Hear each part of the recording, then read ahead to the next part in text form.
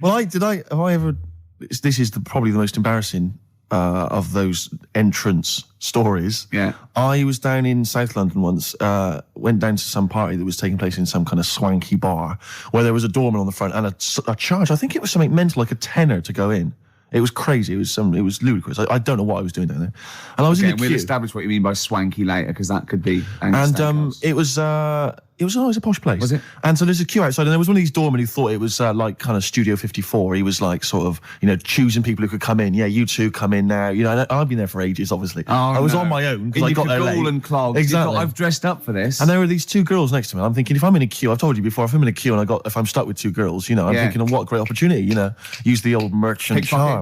Yeah. And so I'm there, and I'm sort of thinking, I kind of give them a nod or whatever, a wink. Yeah. They're loving it. Yeah. They moved to the back. They're putty in my hands, Rick, as you can imagine. Yeah. And I thought, well, to really seal this off, I'll get us in. Like, I'll sort of skip the queue. So the guy sort of coming along, he's picking people off, the doorman, and I just grabbed him. like that. And I said it so everyone could hear. Right? And I thought this was brilliant. I said to him, how much is it? He went, 10 quid. I went, I'll give you 7. That was my bribe. I'll give you 7. That's the whole £3. No, that can't be right. No. He must have said a £5, and I said, I'll give you 7. Yeah. That makes more sense, doesn't it? That's giving him a £2 incentive. A £2 incentive. I said, I'll give you 7, you can make up the 10. Exactly. You can, if you let me in, you can put in 3 yourself, mate. That never works, does it? He said to me, I can't be bothered. I'm just going to have a kip, I think. I'm so tired. Was it percentages that put you off? That frazzled me initially. I mean, it's a funny anecdote when you're giving him £2. Yeah. It's even funnier when you're getting him when to he's put up paying stuff. me as well. Oh, I love it. Right, we're gonna play a record. Then we're really gonna concentrate. XFM 104.9, Ricky Gervais show. Steve Merchant's also involved. Go to bed now. Oh no. We're talking about embarrassing stories and stuff, and I don't know if I've told this on the radio before. Have I told you, Karl? I'm not sure. But this was when I was working at the BBC. This is not even long ago, and I moved to London, and I was fairly new in London. And I was working at the BBC, and I had this BBC hire car, and I've never told it. If there's anyone listening who works for the BBC, I don't know if I can still get in trouble for it. But this BBC hire car, and it was like I've been ferrying kind of actors and people and production people around all day in this car. And I was driving back, it was quite late, it was about sort of 7 or 8, and I was driving back, and I pulled in to get some petrol to fill up the car every day. And I went into this garage to fill up some petrol, and I was there, and two blokes came in a white van, right? They sort of pulled into the forecourt, and I was filling up the car, and they went, "Hey, do you want to buy a couple of speakers?" And I said, "Yes, I do." Yeah. Because to tell you the reason, it was like I was so flattered that they thought I'd be the kind of bloke who would A, need some kind of classy speakers, and B, would like to buy them on the sly. Do you know what I mean? Yeah. I thought, they like the They've seen me. They've seen I look a bit of a hustler. Exactly. Yeah. I'm a street sort of guy. You can see by the way I use my walk. Exactly. Yeah. So I couldn't believe my luck. So they drove behind the garage, the little sort of garage bit at the back, and I went round there, sort of casually went round there, sort of locked the car, went round there. They went, open the back. You had 2 speakers in there. I said, "Are you sure these aren't knocked off, mate?" He went, No. We work for Dixon's. This is the story he spun me. We work for Dixon's, right? And we're delivery men. And if we make a delivery and the person's not there to sign for the goods, then we have to bring them back to the warehouse. But if we can sell them on the way back, then that's really good for Dixon's. Dixon's must love that. And instead of thinking, are you sure some kind of troubleshooter didn't... I mean, did someone going to go into Dixon's and go, you're not getting in the garage forecourt market? Jones. Exactly. Get a couple of lads in a white van. Exactly. Yeah. So anyway, I sort of bought this story, and I was a little bit dubious, and I went, right, let me hear them then. And he wired them up to the car stereo, and boom, boom, boom, they're playing. So it was some groovy hip-hop. I was thinking, great, these guys know what I'm into. Yeah. And he's giving me the talk and stuff. And I said, I'm a bit worried these are knocked off. He went, no, listen, we got a bloke at Dixon's who can confirm this is fine, right? Phone him up, use my mobile, right? And quote this reference number, right? So I phone out, they go, and I goes, I go, hi, some guys here in a garage forecourt trying to sell me some speakers. Just wanted to check. He went, it's fine. I went, should I just read the reference number or whatever? He went, if you want. And X14, and I went, yeah, it's fine. Yeah.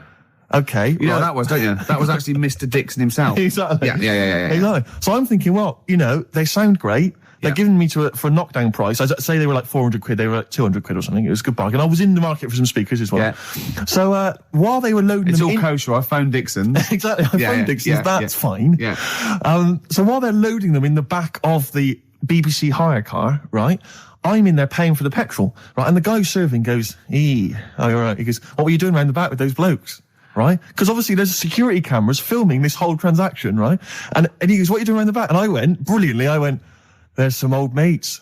Some of my mates were just having a chat and that. He went, oh, right, okay, like giving me obviously the evil eye. So I went back to the van. So I'm in the car now and I'm driving with one of the blokes who's in the van with me because I didn't have the money on me. So I had to go to the cash point to get the cash, right? So I'm driving with him and the other guy's like following me in the van and he was like a northerner like you and he was giving it all the, all right, yeah, you know. I tell him, my girlfriend's a DJ, she's got some of these speakers, they're fantastic, da-da-da, and he's giving me this. And then my mind starts working. Now that I've got a bit of time to think, I'm thinking, wait a minute, this all sounds a bit dodgy. Yeah. It dawned on me, Rick. You know, fool, are you? You're streetwise. Exactly. You're streetwise, Steve. Not only that, I was thinking, how am I going to get them home? I've got to drop the car off at the BBC. How am I going to get these huge speakers back to where I live? And how can I pay for them? Because I've just spent £100 on Find the Lady with a couple of blokes in the square. It seemed like a fair game. Some of his friends were winning. But so I explained to him, I said, I can't get them back to like Brixton where I was living at the time. He went, don't worry, give us an extra 20 quid, we'll take them home for you. Oh, that's good. Deliberate. They do a whole service, you see. And there's also a backup guarantee. Did they have the guarantee, the 3-month guarantee? They didn't. No. But so I said, I'm not sure about that. He went, well, why don't you put them in a cab, send them back, and your housemates can collect it? I was like, oh, no, there'd be no one in. And I was beginning to sort of get a bit conscious of like, maybe this was a bit of a scam after all. So I pulled into like a little side road. I said, I'm not sure I'm into this now, actually. He went, what are you talking about? It's 200 quid for a pair of speakers. It's a bargain. You never get a bargain like this, mate. I'm going, not too sure, actually. I don't think I want them. He went, 150 quid, mate, 150 quid. I went, no. He said, 100 quid now to you. And I'm thinking, wait a minute, this doesn't sound like the kind of work that Dixons would be doing. Dixons don't do that when I go in. This is it. Dixons never negotiate in that way. When I go there, look around and I leave, they go, where are you going? Exactly. I go, we'll have anything then. Have anything for a So quid. I stopped the car and the white van pulled up behind me with his mates in. Sure. And I said, can you get them out? I'm not interested. And he went, 100 quid, mate. Oh, and he was just going, you tosser. You obviously want some speakers. And he was having a go at me.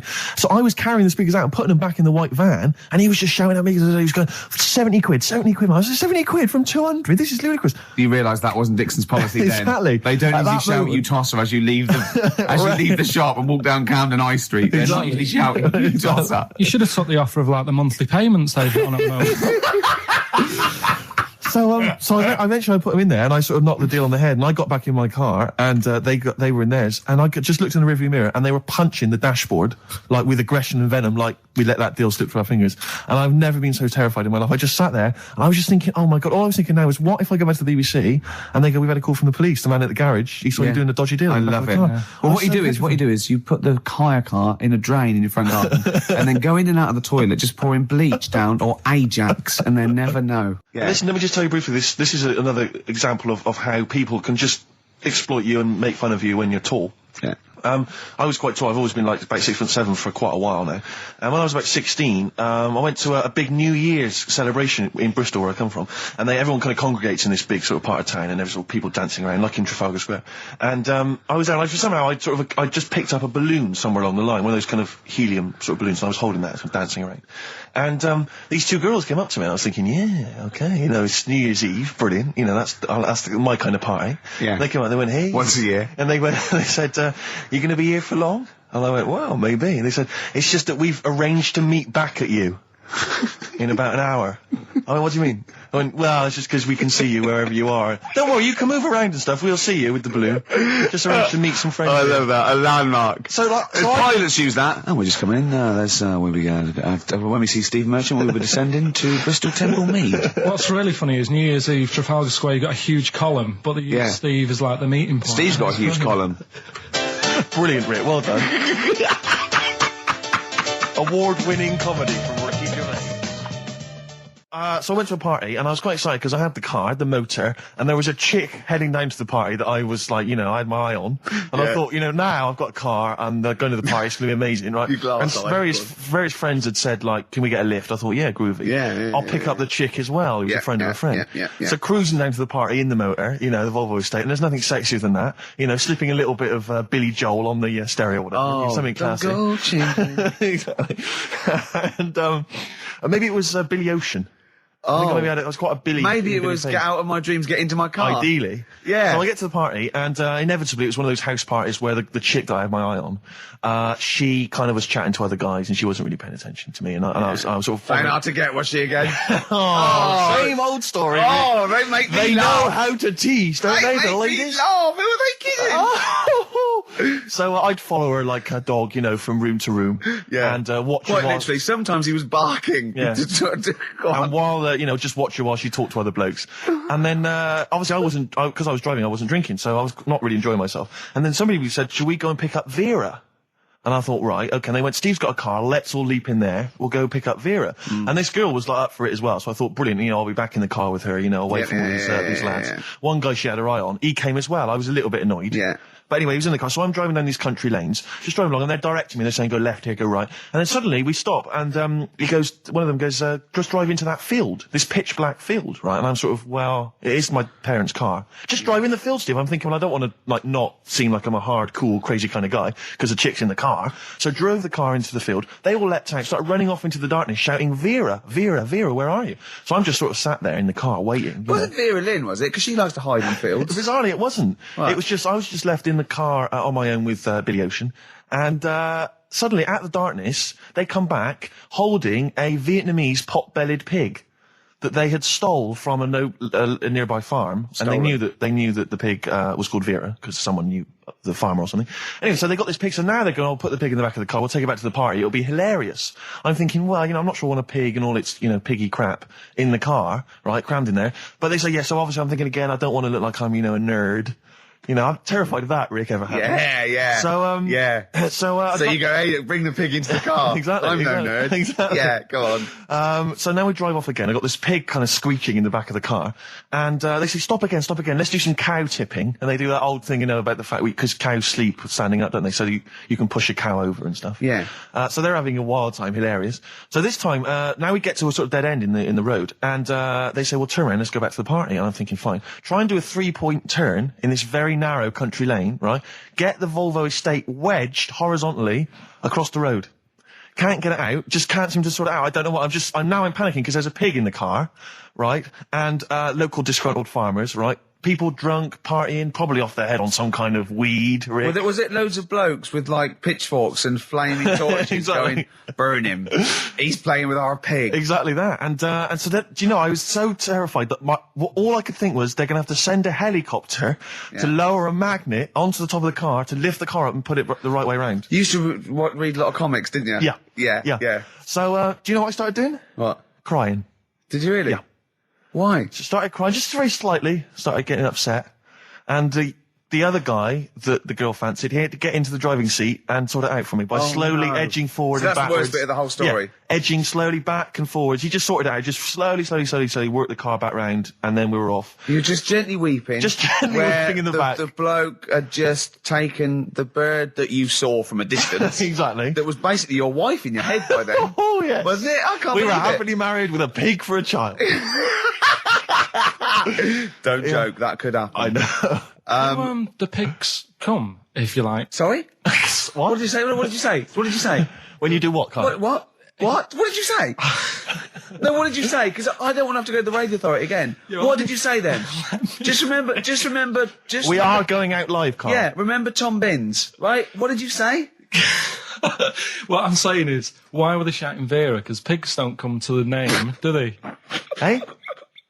I don't know the ins and outs of pig, you know, how to lure a pig into your trap. Can I just tell you some very, very interesting things about pigs? Please do.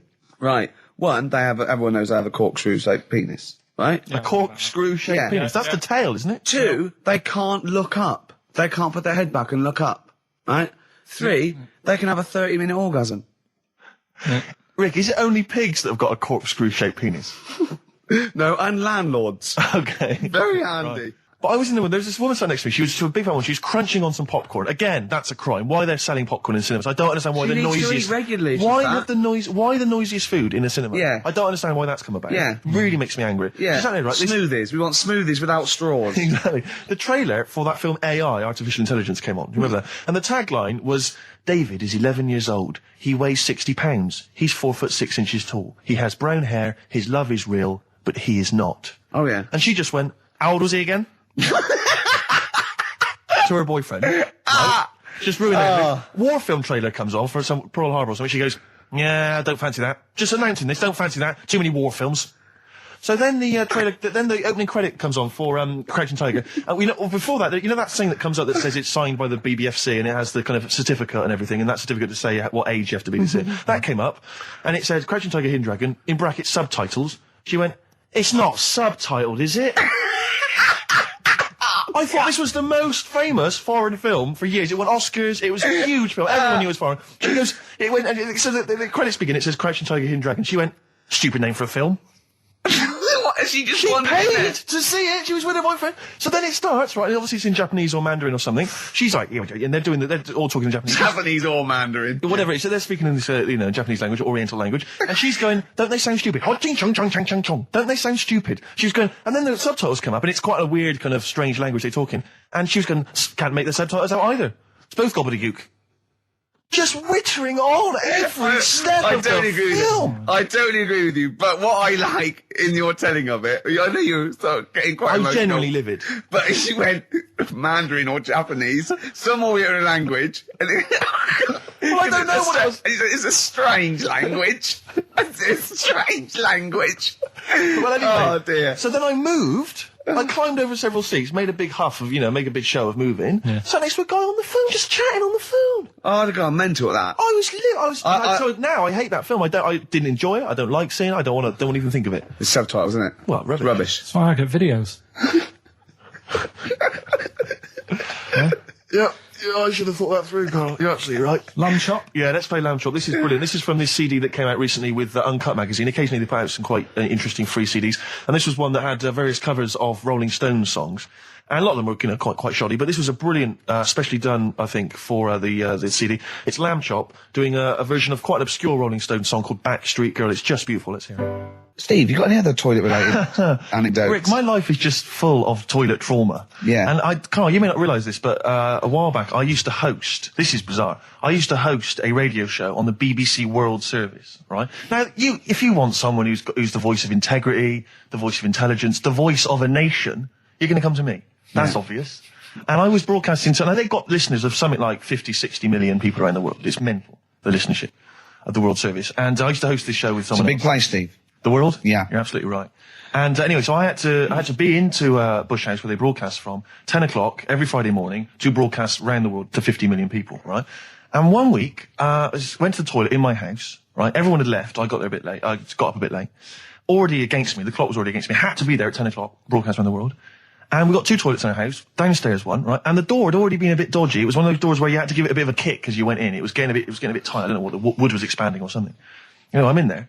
And same thing again happens. No toilet paper. I think, oh, God, I'm going to have to somehow kind of make it up. Why don't you check first? I normally do, Rick. It's just on certain occasions when I'm bleary-eyed or something, I forget, or occasionally I forget. Normally I do check. Right. And you've got to bear in mind that it's not like this is happening every week. This is over the course of many years that these incidents have accumulated. So you've condensed them. For the purposes of this anecdote. Sure. Yeah. Yes. And great. You're just brilliant to keeping the pace up of an anecdote there, Rick. You've just drawn in. I don't know where I am now. Anyway, I know where I am. I'm trapped in a toilet with no toilet paper. Yeah. That's where I am. And I'm thinking maybe I peel off some of the wallpaper, things like that. But there's nothing I can do. I got to go upstairs.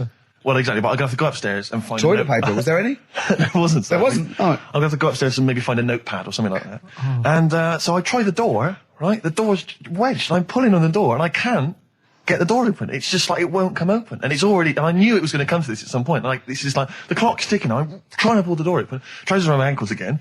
And I'm thinking, well, what I could do is I could open the window, I suppose, and try and climb out, but not really, because I got the trousers around the ankles. And that's or if it was raining, just stick your ass out, 2 birds with one stone. Sadly, it was a beautiful day, Rich. I call it the World Bee Day. And so what I'm thinking is, I got my mobile phone in there, luckily, because it's in my pocket. I'm thinking, well, maybe I could phone, I was seriously Kleenex. Maybe I'll phone the fire brigade. At this point, I need just dried.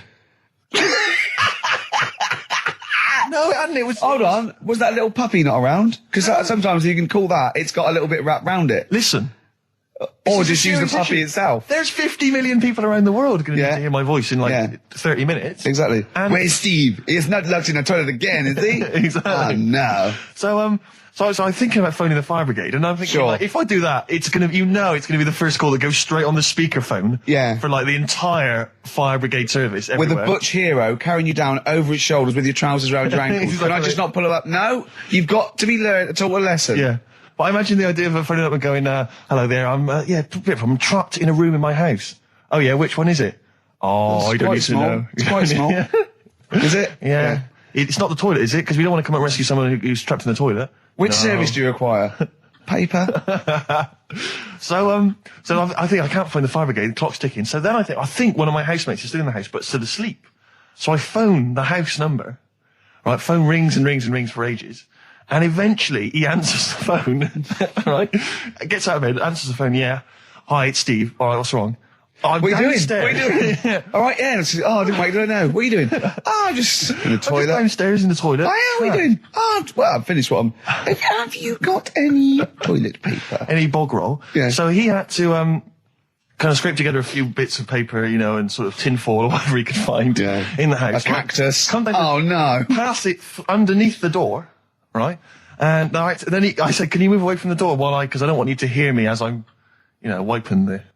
And so you he didn't say that? Yeah, well, I didn't want him to, that's embarrassing. Sorry, that's embarrassing. What were you wiping with? Not tumbleweed. What do you mean? What noise? I know what you mean. Yeah. No, exactly. Right. So then I say, right, can you smash... Why was he hovering? Why didn't he want to walk away?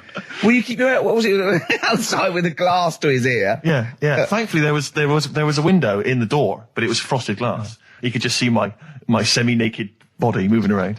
And, so eventually I said to him, look, listen, I'm going to need you to sort of kick the door in. He said, well, I don't want to kick the door in because you're going to have to pay for it, aren't we? I go, yeah, but I got to go to the World Service. Well, yeah. And he was a lovely man. He's the weakest man you've ever come across. It's like if there's one person you don't want to have to throw their body weight against the door, it was him. He's like, he'll snap before the door will. So he's smashing against the door. This sounds like a fetish to me, then. He went in there and there you were naked with lots of toilet paper. And you go, oh, you've broken the door down and there I am naked. Again. Oh, you've rumbled me, Rick. I wish I'd not told that embarrassing story on the radio. Like it wasn't embarrassing enough, you've just got to make it slightly more seedy. Oh, so did he get it down? He did it, yeah, and I got to the World Service with minutes to spare. Oh. And interestingly, I told that story to 50 million people around the world. You're joking. Yeah. Did they understand? I think so. I mean, is that a bit of a problem when you're on the World Service, like thinking of things that everyone can understand? Yes. Because you can't. It's a bit like when talking to you, Karl. Yeah, exactly, Karl. I think you're on thin ice there, worrying about people understanding what you're saying. No, but you can't talk about stuff that's on the telly and that, because some people say, oh, we haven't even got a telly here. Oh, yeah, you're listening to XFM 104.9. Yeah. So let's carry on. Let's continue. Well, absolutely. Well, obviously, Karl was out with me last night, and he saw that I'm, he knows I'm a ladies' man, and that was obvious. Karl, you could see the vibe around me, couldn't you? When the chicks were talking to me, and just remembered recently, actually, I was on a train coming back from hometown Bristol, and I was on the train, and this girl walks on, good-looking girl. I thought, hey up, a largely empty carriage. I'm thinking, my luck's in, because I take every opportunity, Karl. That's the thing about me, I don't choose. She was a good-looking girl. She sat down. I thought she sat down right near me. I thought, brilliant. As this guy comes up behind her and says, I think it's probably a boyfriend or something, sits down next to her. And I listened in on the conversation, obviously, because I'm pretending to read. It was very clever. I read the same page for hours. So I was pretending to listen. I was listening, but pretending to read. And I realised that it's not her boyfriend or anything. It's just some guy she's met on the platform. And I'm thinking, brilliant. If she's the kind of girl who's just going to start talking to someone, on a platform, on a train, brilliant. I'm going to be in here. Because he was only going one stop. So I'm thinking, what's the worst that can happen? He'll nick off. I'll get chatting to her. And who knows? I could join the... is there a train equivalent? Foot High Club. The Foot High Club, brilliant. And so I'm excited, I'm listening in. And they're talking. It turns out that they're both kind of graduates who've just finished university, or they're coming to their finals or something. And they're chatting away, and he's making a couple of witticisms, and she's kind of tittering at his jokes. I'm thinking, well, I'll tell you this, if she's laughing at this kind of material, I am going to blow her away, with my kind of anecdotes and wry observations, It was weak stuff, I got to be honest. Really? He was coming out with nothing. He was running on empty, as far as I'm concerned. Yeah. And she was loving it. So I'm thinking, brilliant, I'm going to be right in here. And then they get moving on to higher brow things, and I think she was going to study kind of Marxism or something like that, or communism, something. And she was asking him, by way of conversation, she was asking him what he knew about Marxism, And he was fumbling for his vague knowledge of it that he had in his life. And I'm just sat there thinking, come on, love, in any given capitalist environment, the proletariat will revolt against their oppression by the bourgeoisie, and after a brief period of socialist rule, emerges a classist society governed by community cooperation. Well, if that sort of talk wouldn't get a woman hot, I don't know what you'd use then. If Marx and Engels is not going to get a woman sweaty down below, hello, I then know. nothing. It's No. then my name is You're not just Steve biding Hodgkin. your time. Yeah? Exactly. I Yeah, thought, yeah, I'm just going to go in for the kill any minute. Yeah. So anyway, it comes to his stop, right? He gets up. I'm thinking, this is a piece of cake. And he gets off, and off he goes. He walks off. And I'm thinking, brilliant. And I thought, I'll wait. I'll wait till the train's pulled away. I'm not going to leap in straight away. No. And he comes back on the carriage. And I'm thinking, hang on a minute. He goes, listen, do you mind if I give you my email address? Oh. Right? And if you want to get in touch, email me. I'm thinking, come on, you loser. Get off now. Save your face, please, before it's too embarrassing. She accepts the email address because she obviously doesn't want to hurt his feelings, whatever. I'm thinking, fair enough. She's a good woman. I'm liking her. I'm loving her. I'm thinking, that's my kind of girl. So anyway, he gets off. I'm sat there, the train pulls away. I'm thinking, I'll wait a few minutes, I'll just, give it some time. Her phone rings. It's her friend on the phone. And she starts saying it, and I was listening in, and she was going, just met a guy on the train. I'm thinking, yeah, that's true enough. She goes, yeah, he was a good-looking guy. I thought, you're having a laugh, love. To be honest. Because I was looking at him, and she said to her friend, he looks a bit like tennis player Boris Becker. I thought, you should be so lucky. Frankly, because I saw him, he had awful facial hair, if that's what makes him look like Boris Becker. Terrible little goatee beard. It was laughable. I thought, I don't know. And then she goes the thing, and she's like, yeah, I met him, we got chatting and stuff, and she was going, it's not often that you meet someone, generally in life, who's, kind of thoughtful and intelligent and funny. I thought to myself, I'm not even going to waste my time with you, love. Frankly, if that's what you thought of him. You just walked away. And I'll be honest with you, I didn't even bother talking to her. No, you were just didn't even above waste it. my time with her. If she thinks that bloke is not only great looking, but funny and intelligent, and she got on well, and he was polite, and it was a chance meeting, and he thought, and she thought that you were like a freaky looking dork who didn't even have the nerve to speak. That is what she thinks, then I don't want to know her. I couldn't. You walked away, and good luck to you. And I have my dignity intact. Yes, and she's nothing. Oh look, you're actually a little bit stressed there, aren't you? Because you had to drink last night, didn't you? I had a couple of drinks. Yeah. I was down at Steve's night. He was doing a bit of DJing. Yeah. Went down a storm. And that's why you're all grumpy. What? Do you hear what he just said? What? I was DJing last night. Obviously, that XFM evening. Yeah. Hour and a half. My friend and I split the time on the decks. Yeah. What was the word you just used? He went down a storm. We went down a storm. Right, 3 girls. I was walking to the toilets during my set. 3 girls went, you are a genius. Right? What's his name? Dane Bowers? Why? Zane Lowe? Because you played records in a certain order. Yes. Sorry, Rick, if you can't deal with that. Sorry if you're a little bit jealous, because this time you can't share the award. All right? Dear. But it was my credit this time. You can tell he hasn't been a DJ. Because it's not just about... It's not just about that. The songs you play, it's the way you play them. The way you play them, whether it's 33 or 45, very important. Yeah, leave your hand on them as they're trying to go round. But so 3 girls there, charmed by me. They loved it. Yeah. Zane Lowe, XFM DJ and MTV presenter, probably one of the coolest blokes alive. He came up, gave us massive respect. He said, I'm loving your set. He actually used those words, right? There were people coming up, they couldn't believe their luck. It was roaring. We'd stick on a track, people would cheer as it came on, right? My particular favourite, Karl, I think you'll agree, my particular triumvirate, LL Cool J, Mama Said Knock You Out, leading straight into House of Pain, Jump Around, then straight into that current Elvis track that's been re-released, remixed by Junkie XL. I played the original, which I'd already played on XFM before. I'm already there, cutting edge. Yeah. Right? 3 old tracks, you mean? 3 old tracks. In a row? Yep. And I think the words that would best sum it up are, I kicked ass. Great. Rick, all right? Well, I'm going to be kicking some ass today. But Rick, I just need to mention something quickly to you. When did I last see you? I saw you yesterday, didn't I? Yeah. Because we went up to Edinburgh yesterday. We were very nicely invited to go and talk at the Edinburgh International Television Festival. It was quite a big deal. We went up there and we were interviewed. And Ricky chose to go on the train because it takes like 4 hours. Is it 4.5 hours or something on the train? But it's quite leisurely. It's quite sort of gentlemanly thing to do. Yeah. I opted to go for the plane option and fly up there. More modern. Exactly. And they bankrolled that. They paid for it all, and that was all very nice. And as I recall, when I last saw you, we got a cab, didn't we? And you asked if you could get the cab to drop you off at the train station. Yeah. And then it took me on to the airport. Yeah. Did I? Now that was before. The last time I saw you was before I got to the airport and missed my flight, wasn't it? Because I had to drop you off in the centre of town. Yeah. No, that was just before I had to pay £165 to upgrade to another ticket. How did you not tell me that in the last hour? £165, Ricky. I had to pay because we dropped you off at the train station. So, I mean, do you want to go halves on that, or how do you want to deal with that? How do you want to sort that whole mess out? Why were you late? Why was I late? Because we dropped you off in the centre of Edinburgh, and do you know how hard it is to get out of Edinburgh in rush hour traffic? But it was only 3 minutes away, so you'd have missed it anyway. No, because if we'd gone the other direction, it would have been 20 minutes. It took me like an hour to get to the airport. And I got there, and the plane had already left, and the cabbie was just laughing. He was saying, we're never going to make it. He goes, you were a religious man, you better start praying. I thought he was being facetious. He was absolutely right. £165. But hold on, why didn't he tell you that when he picked up at 4:15? It makes you wonder. So obviously I'm a little bit annoyed, because you know I'm not a man who likes to sort of spend unnecessarily. But wait, this is not my fault, because you were there when we made that decision. I didn't impose this on you. We both decided that might be... It's both our fault. I mean, it's no one's fault. It's both our fault. That's fair. That's all I wanted to hear. It's both our fault. Therefore, it's both our financial obligation. No. £165. Just split that in half. Write a cheque, Rick. Write a cheque. It's fine. I trust you. You know. Phone in. I think everyone. This is. You're clearly obvious. irresponsible. No, of course I'm not. If you share a cab and then one person's lucky enough to not be late and one person is unlucky enough, and that's what it is, bad luck. I don't think you share the obligation. It's a moral dilemma, this, isn't it? But it's more than that, though, isn't it? Because let's be honest. What? Even if you had known that I was going to get there late, you'd have wanted me to hang around just so you weren't left around waiting for a train on your own. No, because I got there... you get bored sitting there. So you'd have wanted me to at least got in that cab. I got there way too early. I actually got there I was there about 30 minutes early. Oh, so you made it fine then. That was... Well, exactly. So, I mean, I sacrificed me hanging around for half an hour so you could get it at 4:15. And the other thing is this. You were going to get it at 4:15 anyway. Yeah, but I would, if I'd gone the other direction and not dropped you off in the centre, I would have been there in time. Wow, would we? Well, is that true? Wow. Only God knows. Well, and the cabbie.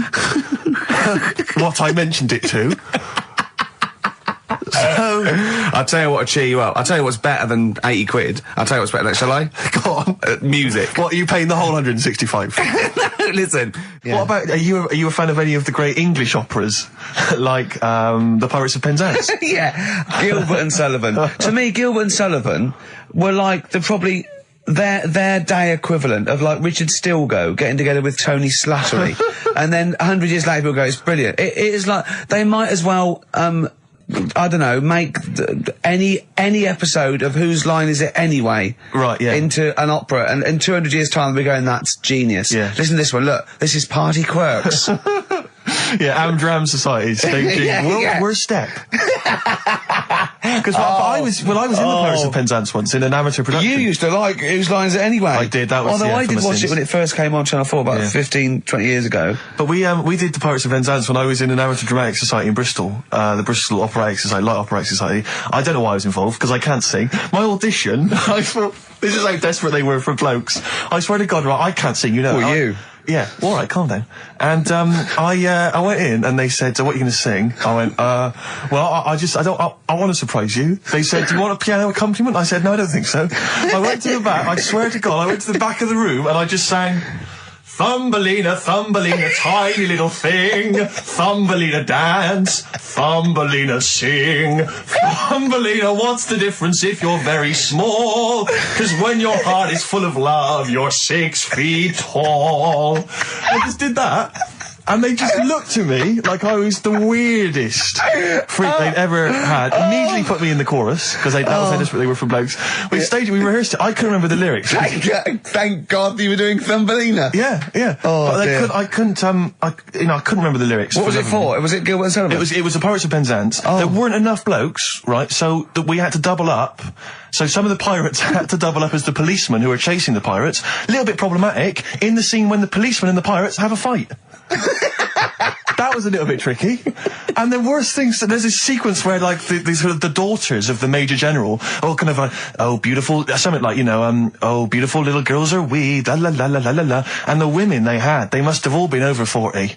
I mean, real kind of toothless crones creeping around in their 90s. Is it the sort of women that buy one of those sort of porcelain dolls from the TV and go, look, I've had a baby. It's not a real baby. It is a real baby. I'm going to stab you. Yeah. One of those. Exactly. It's the sort of women that you'd see maybe on TV's Bargain Hunt. The kind of contestants you get on there.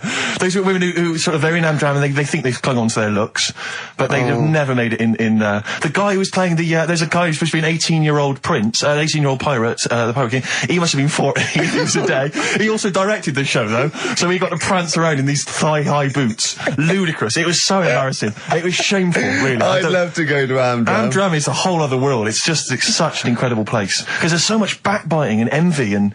Really? Oh, it's incredible. I mean, it's worse than the real world of theatre and TV. It's unbelievable. Because the same old people get to do it every year because they can hold a note. Can we go along? You would absolutely adore it, Gervais. It is film it, a secret camera. Is it true? Talking about when his dad said that, and then you told me something that I find amazing. Oh, well, the thing is, it's Christmas. Obviously, I've got to go back to Bristol. I love seeing my family.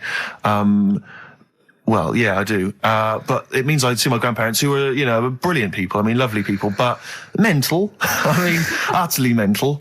And they've taken now there must be sort of 80 a piece. And it is quite an old age, but they're fairly good health, relatively speaking. And they just spend their time in bed. I mean, that's all they do, is that's their profession. They've retired to go to bed. And they spend all the time in bed.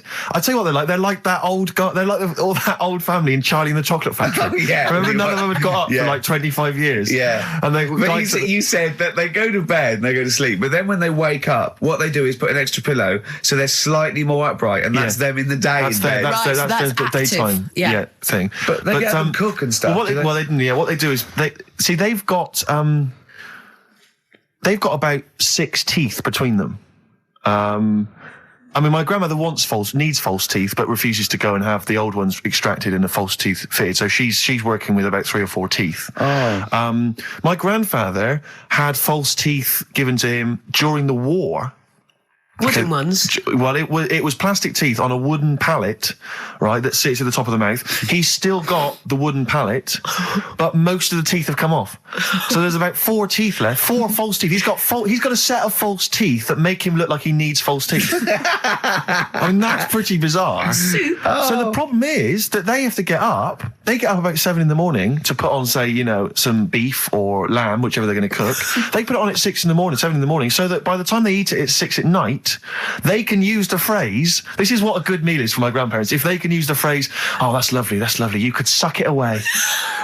You could suck it away. Who wants that from a roast dinner? You may as well blend it up and serve it as a broth. I don't want that phrase coming from old people without teeth. No, indeed. Because it must remind you of your rent boy days. Exactly. It brings it all flooding back. Oh, God. Flooding's the word. Exactly. Should we play a record before we get really discussing about your grandparents and blowjob? That is the worst thing we've said the word blowjob far too many times today. And in the same sentence as you... I can't believe... Anyway. And it's Christmas. Yeah. Oh. Did I ever tell you about the time that my father, when I was young, we went on holiday, my dad he bought a little boat, little sort of wooden boat, make a 3-seater, and he and a friend of his went out with me in the boat. I was maybe 12 or 13. Went out and we sort of went, so I think we had the little motor, outboard motor, chugging out. We just thought we thought this was real seafaring stuff. Brilliant. We'd lost sight of the beach because we'd gone round a corner of like a mountain, or like a cliff. And so we were just round the corner, and there was this boy, just floating in the water. Not a boy, but like a boy. And very tricky to explain that on the radio. It's the same word, isn't it? A boy and a boy. Yeah. And so we float past that and we're just chugging along. The motor conks out. Oh, I can't believe it. We have to row back in. So they're rowing away. I'm just sat there. And we noticed that every time we sort of think we've got past this buoy, it just seems to be back where it started again. And we realised that the tide is taking us but not taking us out, taking us towards these rocks. And we've got ravaged rocks. And we were a bit pretty scared because I can't swim very well, or I couldn't at the time. I think when my dad had maybe bought, he didn't, I'll be honest with you, I inherited a lot of things from him, one of which was his carefulness with money. just the one life jacket. How deep was the water? Which I seem to remember he tore off my back and put on himself. So the water's pretty down. I'm not saying we would have necessarily died, but it was pretty scary because the boat, we were going to crash into these rocks and stuff. It was getting pretty unnerving. And so they're sort of rowing like mad, trying to we're just not making any progress. And we're beginning to think that this might be the end. And this boat, this kind of ferry boat, comes chugging by doing tours. Ching, ching, ching, ching, ching. And it comes by, and my dad goes, oh, wow. We were going, brilliant, they can help us. They'll throw us a rope, they'll tow us back in. He was going, you've got to be careful though, hang on, because according to the laws of the sea, if he rescues us, Steve, he can claim my boat. The laws of the sea mean he can claim my boat and salvage. I love the idea of that's like the reward. Doing that. But the laws of the sea. What I like is, his 12-year-old son might die, he's thinking about the boat. I know, but also, the other thing, of course, is that I like the idea of this ferry master going, yeah. The boat be mine now, or take your son. Yeah. Let me think about it. I need a new bed. That'll be just right. king size. Oh dear, that's lovely. But, because when I was younger, I remember being outside a post office once when I was about 10 or 12 and finding a purse and thinking, oh, that's nice. And opening it up, there was some money in there and a pension book, and so it was obviously an old lady. I found an address, I sent it to her, and my mum said, you know, you've been so good there, you'll probably get a little reward. She'll probably send you a little reward. Nothing. I got maybe a thank you note, but no cash, no moolah, nothing. Really? And I was livid, because I'd been told that I was going to get a reward. I thought I've been a good Samaritan, nothing. So, many moons later, when I was at university, I learnt from that, and this is the most bizarre thing. This explains a lot, doesn't it, Karl? This is like the Mary Celeste. I went to a cash point to put I thought, I can't get my card in here. And I realised there was already somebody's card in the machine. They put the code in, but then they just disappeared. They'd been kidnapped or something. So it was just there, waiting, sitting. It said, what do you want to do? And it gave you a number of options. I thought, interesting. Steal or go to heaven? Yeah, exactly. You went, oh dear. Yeah. Well, I pressed balance just to check what their bank balance was. Unbelievable. It was a considerable sum of money. I'm not going to lie to you. It was not typical student debt. It was like, I think they were a foreign student. There was a lot of cash in there, a lot of money. Did you feel a slight bulge in your trousers when you saw the amount of money? I couldn't believe my luck. I thought to myself, now then, I could just take that card out and hand it in, or I could teach them a small lesson. Right. And maybe give myself a reward, because last time I did that, I didn't get a reward. So if I give myself £30, then I'll take the card out. 30? Give myself 30. Yeah. You didn't really? Well, I thought that's a good reward. And I went in, I handed the card in, I took that Steve, and that's a little reward for me. And I'll tell you this, don't think it's evil, because I went in and I bought everyone a drink. Well, brilliant. Yeah, I didn't tell them I got the money free. Well done. Excellent. So probably gangsters are quite generous with the money they've stolen from other people. Yes, but someone's negligence, Rick, has lent... the thing is this, Steve, right? I believe it, except that buying people a drink, Karl. What do you think? Well, I kind of thought that when he said it, but then I thought, but they'll be buying him back. So he's still up. So in a way, he's still a winner. Yeah.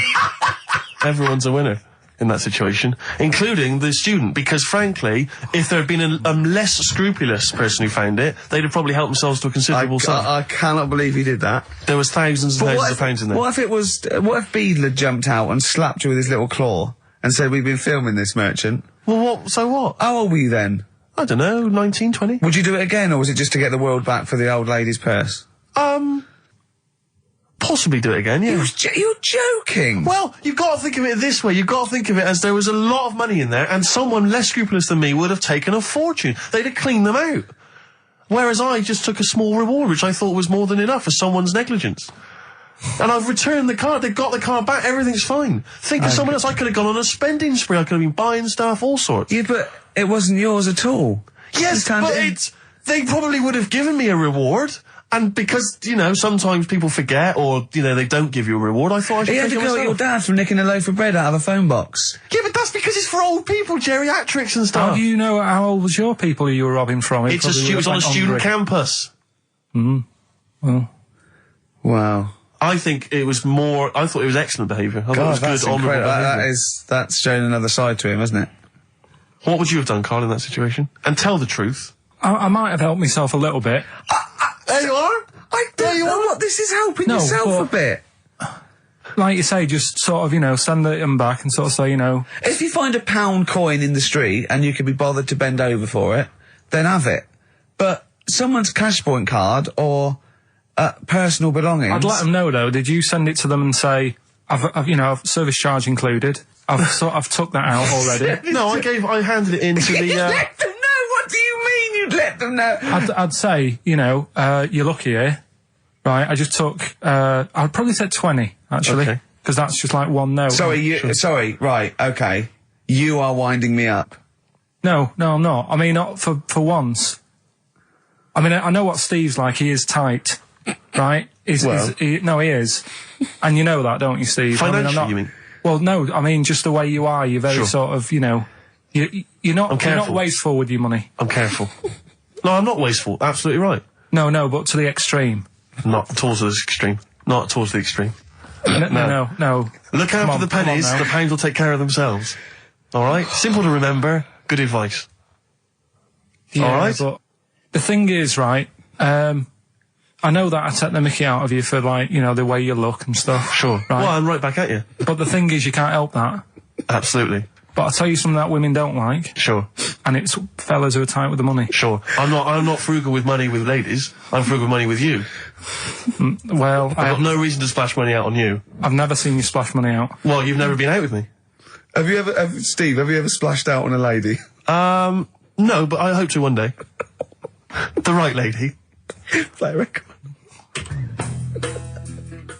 Sorry, just suddenly struck me something. I don't know if I mentioned it before. You mentioned that you tried to catch your guy out when you came back once. You opened the door really quickly to see what he was up to. Did I ever tell you when I was at university? Now, I'm very tall and I've got enormous feet. Size 14. Size 14 shoes. And when I was at university, everyone, it seemed to me, was wearing Dr. Martens. It was like you had to wear a pair of Dr. Martens. It was kind of the rule. Dr. Martens was big for you. Yeah, so that's a big pair of Dr. Martens. That's where the myth of the old woman who lived in a shoe, I think, came from. People with my size shoes. Anyway, I just literally kind of moved to university. I'd been there for like literally a couple of months.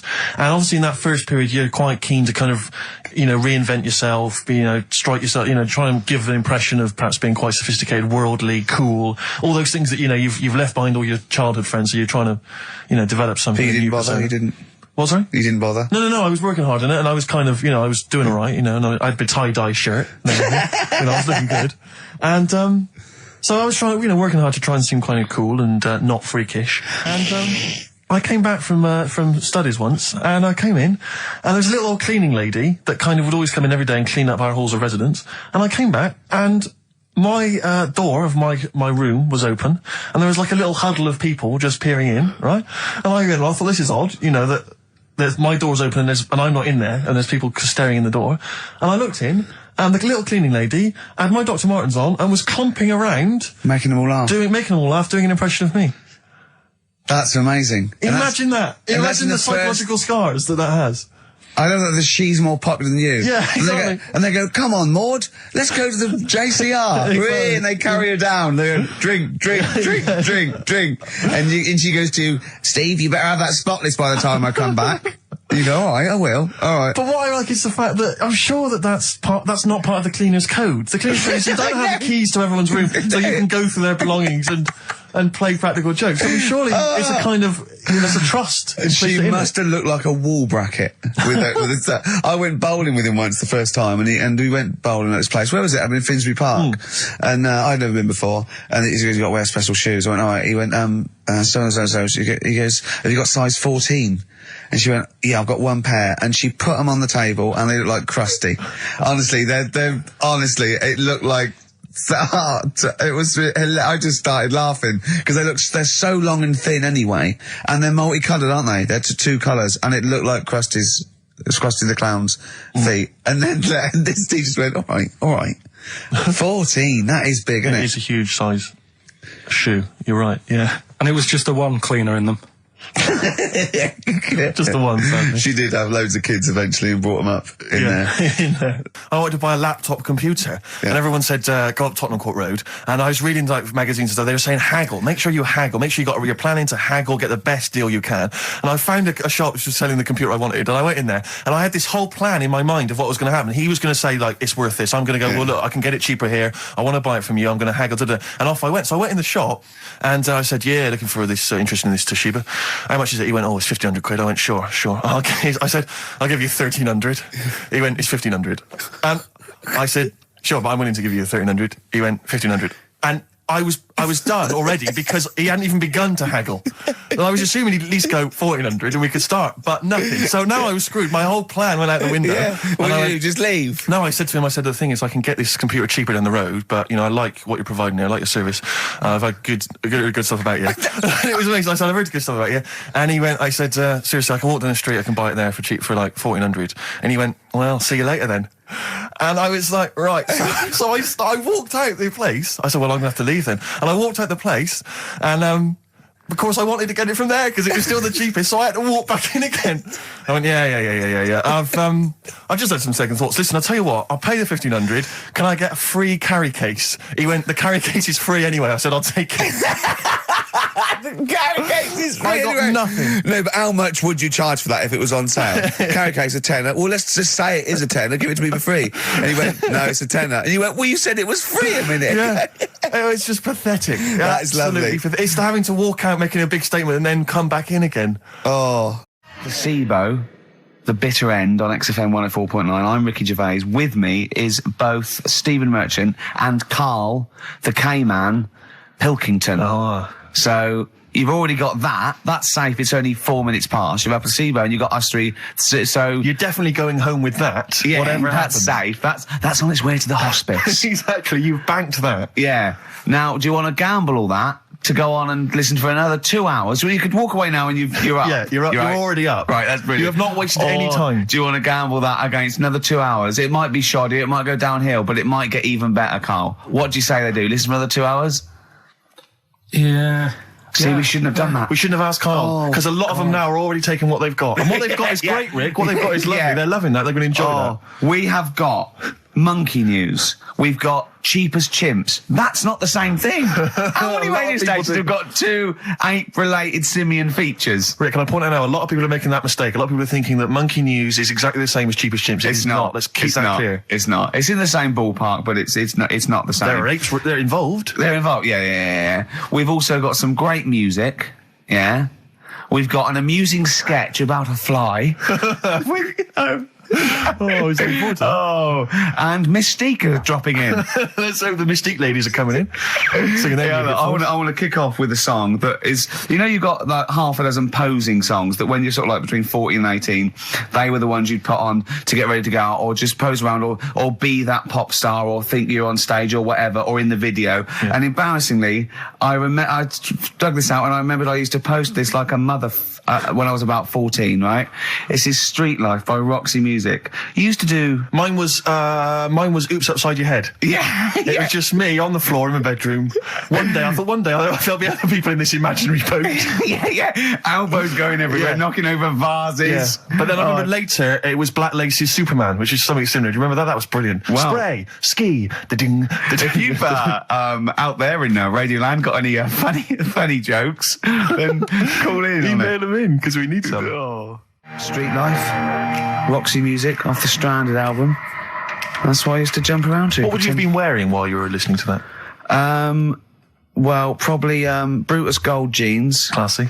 Or green flash pumps. Sure. Any socks? I would have had socks, yeah.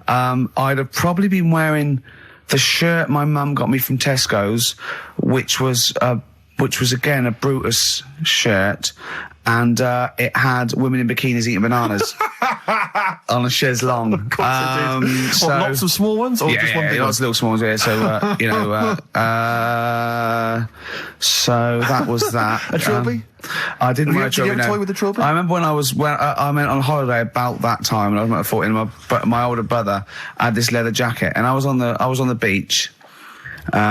Just in my shorts and that, and I went to get an ice cream or something. I said, "Can I borrow a jacket?" And I put his jacket on, and I was posing on the beach thinking they are all looking at me because I look so good. And I also had a straw Stetson, and I really thought, I'm turning into quite a man. Yes, I'm quite a catch. Yeah. Just thinking they're looking and going, "Who's that dude? Is he American? Is it? Hold on, has he just come from?" Some sort of rodeo. Wait a minute, I'm in a bikini and I like bananas.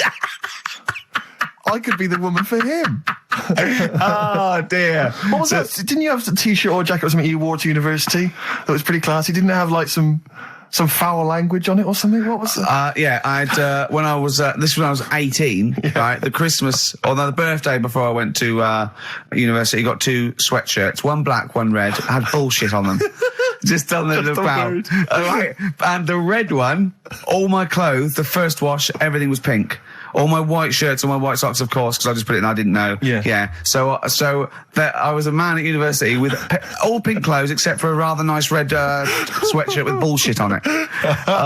So again, turning into quite a man. Quite the man. Was that pre or post the time you washed your clothes by getting in the bath?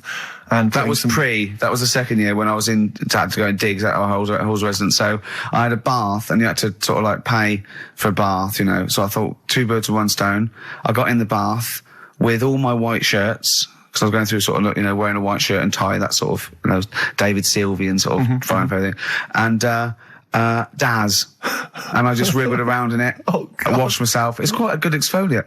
Yeah, I didn't do it again because it was sort of not good for the skin, Dan. Quite sore, is it, around the sort of more intimate regions? Yeah. So there you go. Roxy Music and Street Life. Karl, thoughts? I just was working out time, really. We've got last week we had a lot of stuff that we didn't manage to cram in, which was good. So I'm just looking at we have got Cheap as Chimps coming. Songs of Phrase. Oh, we forgotten about some stuff. Why don't we kick off with that so we don't forget it? Cheap as Chimps or Songs of Phrase or the film thing. We didn't get the film done yesterday. We've also got a new feature, Cheeky Freak of the Week.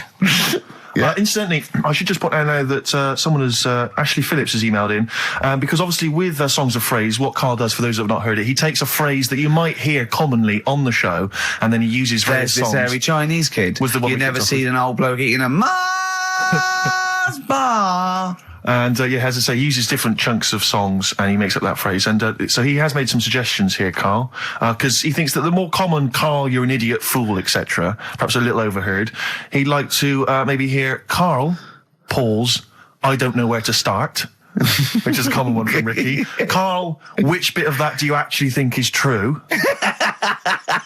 And then there's the regular dialogue between the three of us.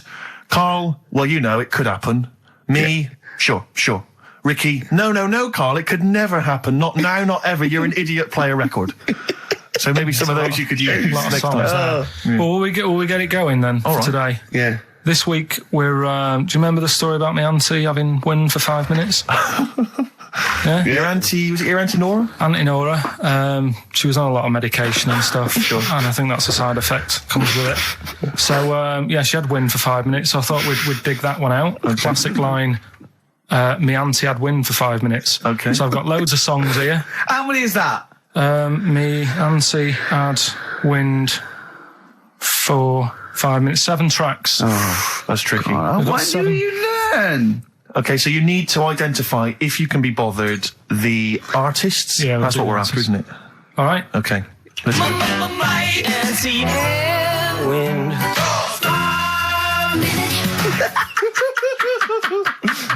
All right, we'll play it a few times. Just remember, as many as you can get, because the winner would probably be, who gets 5 or something. So don't worry if there's a couple you can't get, because you could still probably win. Here we go again. Wind. Can I just, what's the email address? It's, well, if they go to xfm.co.uk/Ricky, they can just send them through there and that. Can send them through that way. Which of these is the prize bag? Yeah, don't we get them mixed up? That's the one, is it, Karl? Yeah. All right, so let's see what hot treats you could win. As I get them out, Karl, do you want to play it once more? Yeah. Wind. I recognise all of them except one. Yeah? Right, let me see what maybe we've got 2. here. Once again, Karl, you excelled yourself with an arbitrary collection of DVDs. Just hanging around, were they? Just hanging around. Again, I'm always interested to know which of our XFM listeners has tastes as broad as this. Go on. We've got the recent BBC adaptation of The Hound of the Baskervilles. Brilliant. Okay, fair enough. That's We've got, what's this? This is something involving Air, the band Air. I think it's a single at best. Yeah. This is probably worth having. This is the current Flaming Lips album. So you've excelled yourself there, actually, Karl. That's not bad. An XFM mouse map. They're as common as muck. Oh, hold on. You can't give away that mouse mat. It's a piece of foam. Now, I was going to dismiss the oddball sci-fi movie K-Pax featuring Kevin Spacey and Jeff Bridges, but Karl, is it signed by Kevin Spacey? It's signed, yeah. It's an actual. So win that and put it on eBay for £4.50. And man alive, what is that? Just look at their faces. No, Karl, don't give that. No one wants that unless it's ironic. Series 1 and 2 on DVD of popular northern-based sitcom Bread. Buy it, sell it. The game's getting hard because someone's dealing you a losing card. They all had a go. All the actors had a line on that song. Play the clips again. Play the clips again. They really want to win it now. Here we go. Wind. I can't believe this hasn't been done before. It's extraordinary. Because most of our ideas have. Verve, Lucky Man on XFM 104.9, Ricky Gervais, Steve Merchant and Karl Pilkington. The emails, I should point out, aren't flooding in on the No, but it competition. always takes time when they go through the website. Does it? Yeah. Okay. So they'll be arriving in a bit. Do you want to play it once more for those that have just joined us? All right, then. Wind. Brilliant. My auntie had wind for 5 minutes. Brilliant. Genius. Name the artists. Rick, I sometimes get off at the tube at Tottenham Court Road if I want to look at the record shops before I come into XFM, and I always cut through Chinatown. Oh, yeah. And every time I come to Chinatown, the same thought always strikes me. I always feel like I want to just gather all the little locals, all the little Chinese fellas, just gather them round and just go, guys, in what way is this a town? It's not, is This is not, at best, what you've got here is a novelty street. Yeah, Gerrard Street is not a town, No, mate. it's not a town. You've had this Just for like 100 years. It's not expanding. Yeah, yeah. You can't just call it Chinatown and claim it's a town. If I was them though, and you did, I go, what are you talking about? It is a town. It is a town. It's What- our in what town. way? It is a town. It's our town. We got all lots of stuff. Where's your church? Where's your mayor? We needed. We got a betting shop. Not enough. It is. See, all you've got here is restaurants. No, That does not a town make. no. Got a little supermarket with snacks. What does it sell? Snacks. Specifically, I would imagine crackers. Yeah, yeah. Do you want to buy a dragon?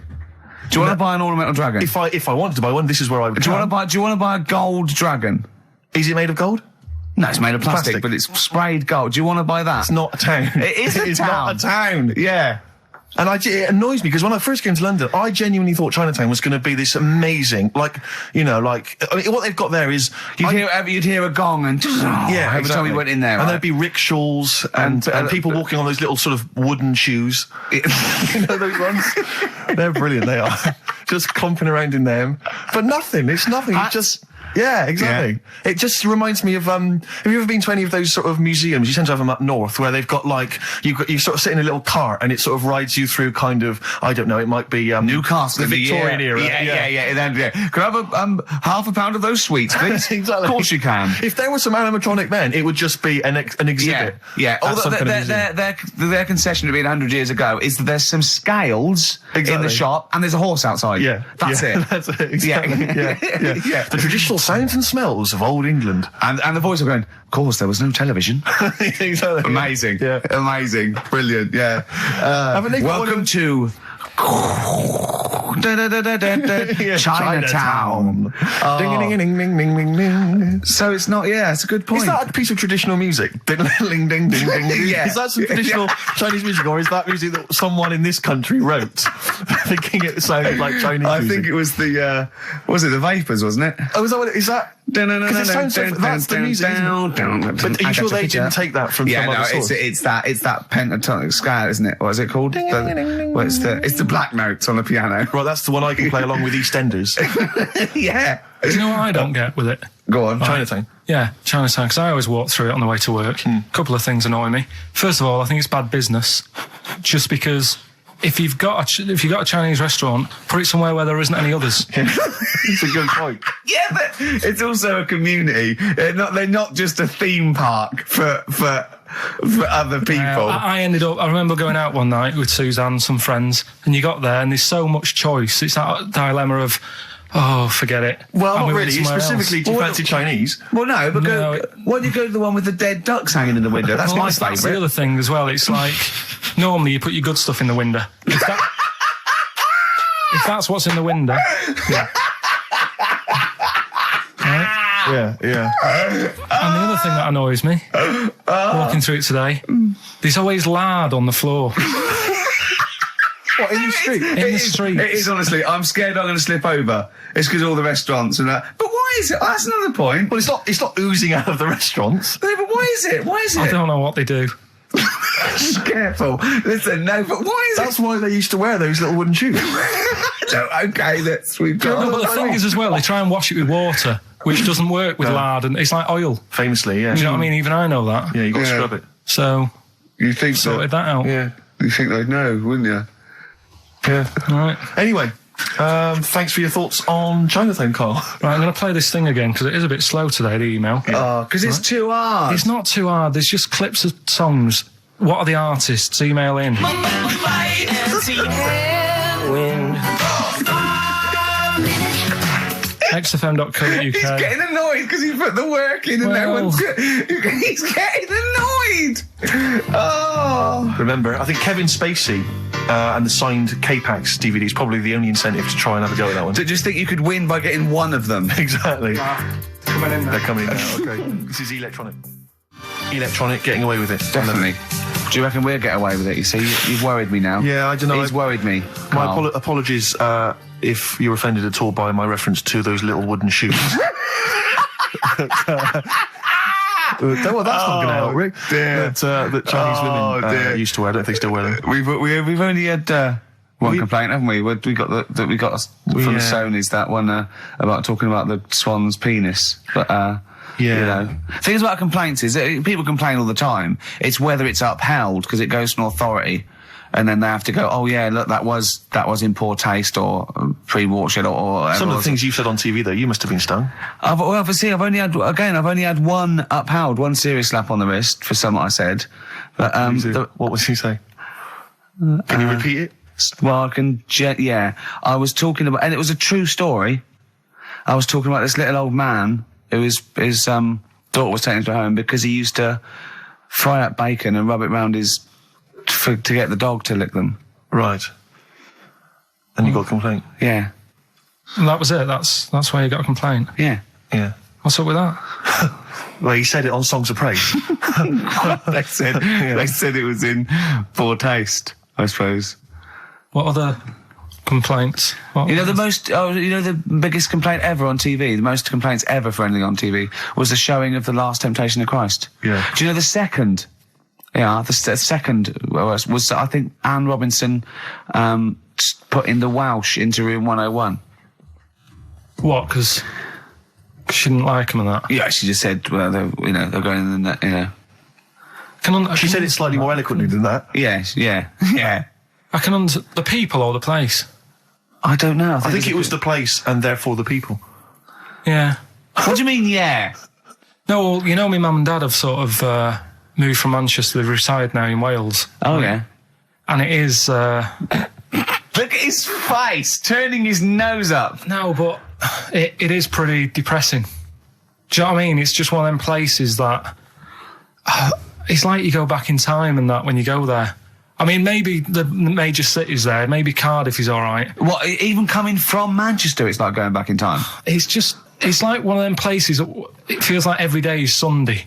Do you know what I mean? It's just depressing and grey and slate Lots everywhere. Lots of vicars walking around going, I'm late. Well, yeah, it is the sort of attitude they have, right? This is true because my mum and dad live there and that, right?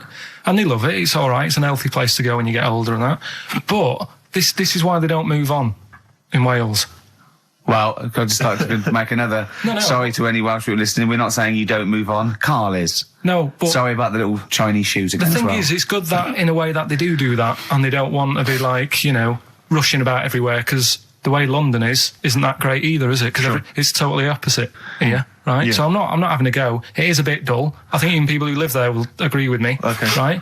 But, like, one of the shops that my mum and dad use, right, it's only a little sort of villagey type shop, can't be bothered staying open for hours and hours, right? Because there's not enough people who use the shop. Yeah. So what you do is, they get used to what you buy. And they leave it out. They put it in a phone box outside. They put it in a phone box? Yeah. So it doesn't get wet. So my dad's loving that. Well, Once he found that out, it was like, brilliant. But how is that a bad thing? That's brilliant. Well, it's not for other people. It is for my dad, because he's picking up all sorts of stuff. Oh, no, he's not. Oh, yeah. He's not nicking other people's shopping. Well, it's not like nicking, is it? Because it's not theirs yet. Oh, and you've stitched him up on radio. Well, of course, because they're going to think, who is there in town with a Manc accent who hangs around a lot, keeps making phone calls and is getting fatter? Yeah. That's you stitched him right love up that. there, I love that your dad was excited when he found out. I can't believe that he's moved there. He's retired to this little village where it's based on trust and community, and he is abusing it. He's using his scally Manc ways. Bloody hell, Lakers. There's no bread again. There's old women going hungry. Yeah. Their cats aren't getting fed. And your father is just, that's obscene. That's obscene. Oh, I think it's Die Thief. That fella from Manchester. I don't even think they've got Sky there yet, have they? They can't listen. They won't know what's... I think you stitched him right up. I hope you have, actually. I hope he goes down for it. I hope he's hounded out of the community like Frankenstein's monster. Yeah. They should get burning torches, go up to the Set mansion. fire to his cottage. Yeah. Exactly. Right, well... He's out of the choir. Yeah. Bit of streets. Yeah. Streets. Has it come to this? Could I just extend, Rick, my apologies now to both the Chinese community and any Welsh people listening? Yeah. And I'm sure that list will increase as the show goes on. Yeah. Forget about tomorrow. Feeder. Right. Listener, I'm talking to you now. Have you seen these posters around with me and Steve on it, right? It's embarrassing, right? We were mucking around at a photo session and XFM wanted to do some posters. We couldn't be bothered to do them again, so we let them have this one. Irony comes back to haunt you, and it looks like I think I'm Simon Temper or something, and Steve's all right. But we think that Karl should be in it. Definitely. Karl doesn't want to be in it, but it looks like everyone listens to this show for Karl's basically, innocent stupidity and some great tracks. Exactly. They don't listen for us anymore, Steve. So I think it should be a campaign to get Karl on the poster. Yeah. Well, I should point out that I think XFM are more than happy to have him on the poster. So it's just him. You don't want to be on there, do you? There's no need for me to be on it. Of course there is. Why not? I get so many emails here as I'm sat during the show reading them. So many emails saying, what does Karl look like? Well, I if want they go pictures of Karl. to xfm.co.uk/Ricky, we've got those film bits on there, those video mock-ups where I'm part of it. You can sort of... That's not enough, Karl. People want to see your face. You're part of the show. You're an intrinsic part of the show. Yeah, we'll get you on the poster. Why?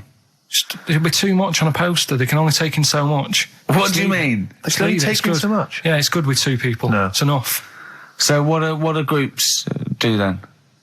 Well, they haven't... It's like Ringo Starr is being left off the cover of Sgt. Pepper. Yeah. Or Rutherford doesn't get in a look in with Genesis. Exactly.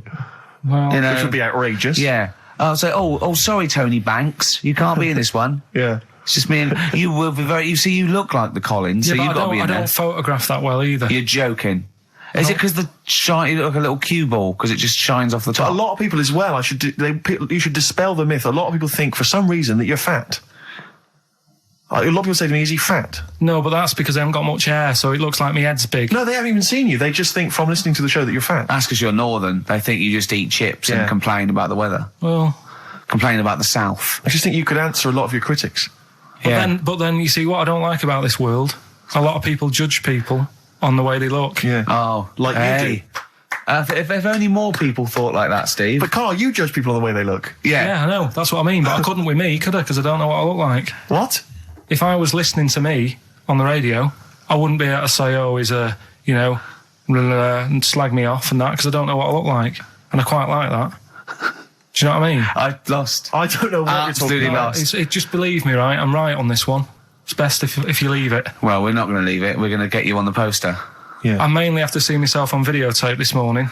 I showed him. The animal show I did. The show. Yes. I'm doing a video, and I did behind the scenes footage, and I've got. You've seen it, haven't you? I feel a bit of Karl on there, isn't there? Yeah, it's great. Yeah. It's lovely. He can't believe it. He said, "Is it playing slow?" Because he's so slow. When I come into the office, going, "All right." That's how you I'm talk. my head as well. I look like I'm looking into a spoon. I'm not happy with it. I just think that if we're willing if Ricky's willing to use his celebrity profile for the sake of the show, I'm willing to look like let's say a fairly handsome kind of cool customer. I think the very least, Karl, is that you appear on there as well. You could dress up smart. Are you worried that you'll look the worst out of all three of us? Who am I standing next to? I'm next to Steve. I'm fairly confident. Yeah. I like the way it's so predictable. You pull the string because you know what it is. You pull the string. What were we talking about before? I was going to tell you, the most complaints ever, the Last Temptation of Christ. I haven't seen it. What is it? It's Scorsese, isn't it? It's Martin Scorsese, and I've bought the film actually recently because I was intrigued to see it, but I've not actually watched it. But from what I understand, the reason that it was so outrageous is because it has a whole sequence which shows what it would be like if Jesus had lived his life and not martyred himself on the cross, but lived his life as a human being, part of which is him having sex. And so I think that was chiefly what the outrage was, that it was showing this godly man to be, as human as he was supposedly, because he's supposed to be human as well. So that's the reason. That was the reason that there was complaints there. I don't know. I haven't seen the film. Well, I can't say. You see him, do you? You see him having sex, I think, yes. Although it is an actor, Karl. Yeah, it's not actually Jesus Christ. It's not the real Robert Powell. No. It's an actor playing Robert Powell. Is that, you see, sex on films and all that, right? When I was growing up, I'd be watching... No, I'm just saying an example of this, really, right? When I was growing up as a kid and I'd be, watching films with my dad, right? He'd really be enjoying a film, right?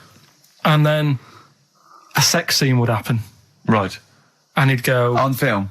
Or just behind you? In the film, a sex scene would happen. Your brother up to his old tricks again. And he'd get up and go make a cup of tea, right? Right. Typhoon? That he'd stolen from some sort of telephone box? And, even recently, he thinks it ruins a film. Do you know what I mean? Because there's no need for it to happen, is there, really? Yes. Why? Sometimes it's warranted. If the film itself is there's some films it isn't though. Some films it isn't. Some films it's arbitrary. I think the films that him and his dad watched together on Channel 5. Probably not. Is it only on Channel 5 in your house? But let's put it. Yeah, if you're watching, I don't know, a late night Friday night, from 1983. Yeah, Illegal Briefs. A beautiful lawyer has to defend a man who may be a killer. She falls in love with him, but does she know the real man? Oh dear. You know what I mean, though. Lest you forget, of course, that I... Love Heat. With the bloke that is now in... Go on. Of course, that I, according to the Internet Movie Database, I once appeared in one of those films, in the film Killer Image, a Canadian film, I believe, from 1989. According to that computer... it's all wrong, isn't it? It's all wrong. It's all wrong. Of course it is, yeah. Apparently, I was in that, and I played the role of Kirk. Was it a porn thing? No. I think it's just an erotic thriller that I supposedly... You only had a very small part, though, didn't you? Indeed. Yeah. But no, do you know what I mean? Sometimes you don't need to go that far. Say, like in this Jesus programme, right? Film. What's it called? The Last Temptation of Christ. Just like talking... what's his name? Is it Ralph in The Simpsons? Yes. I drawed a kitty cat. It's like talking to that. Yeah. No, but right, this temptation thing, right?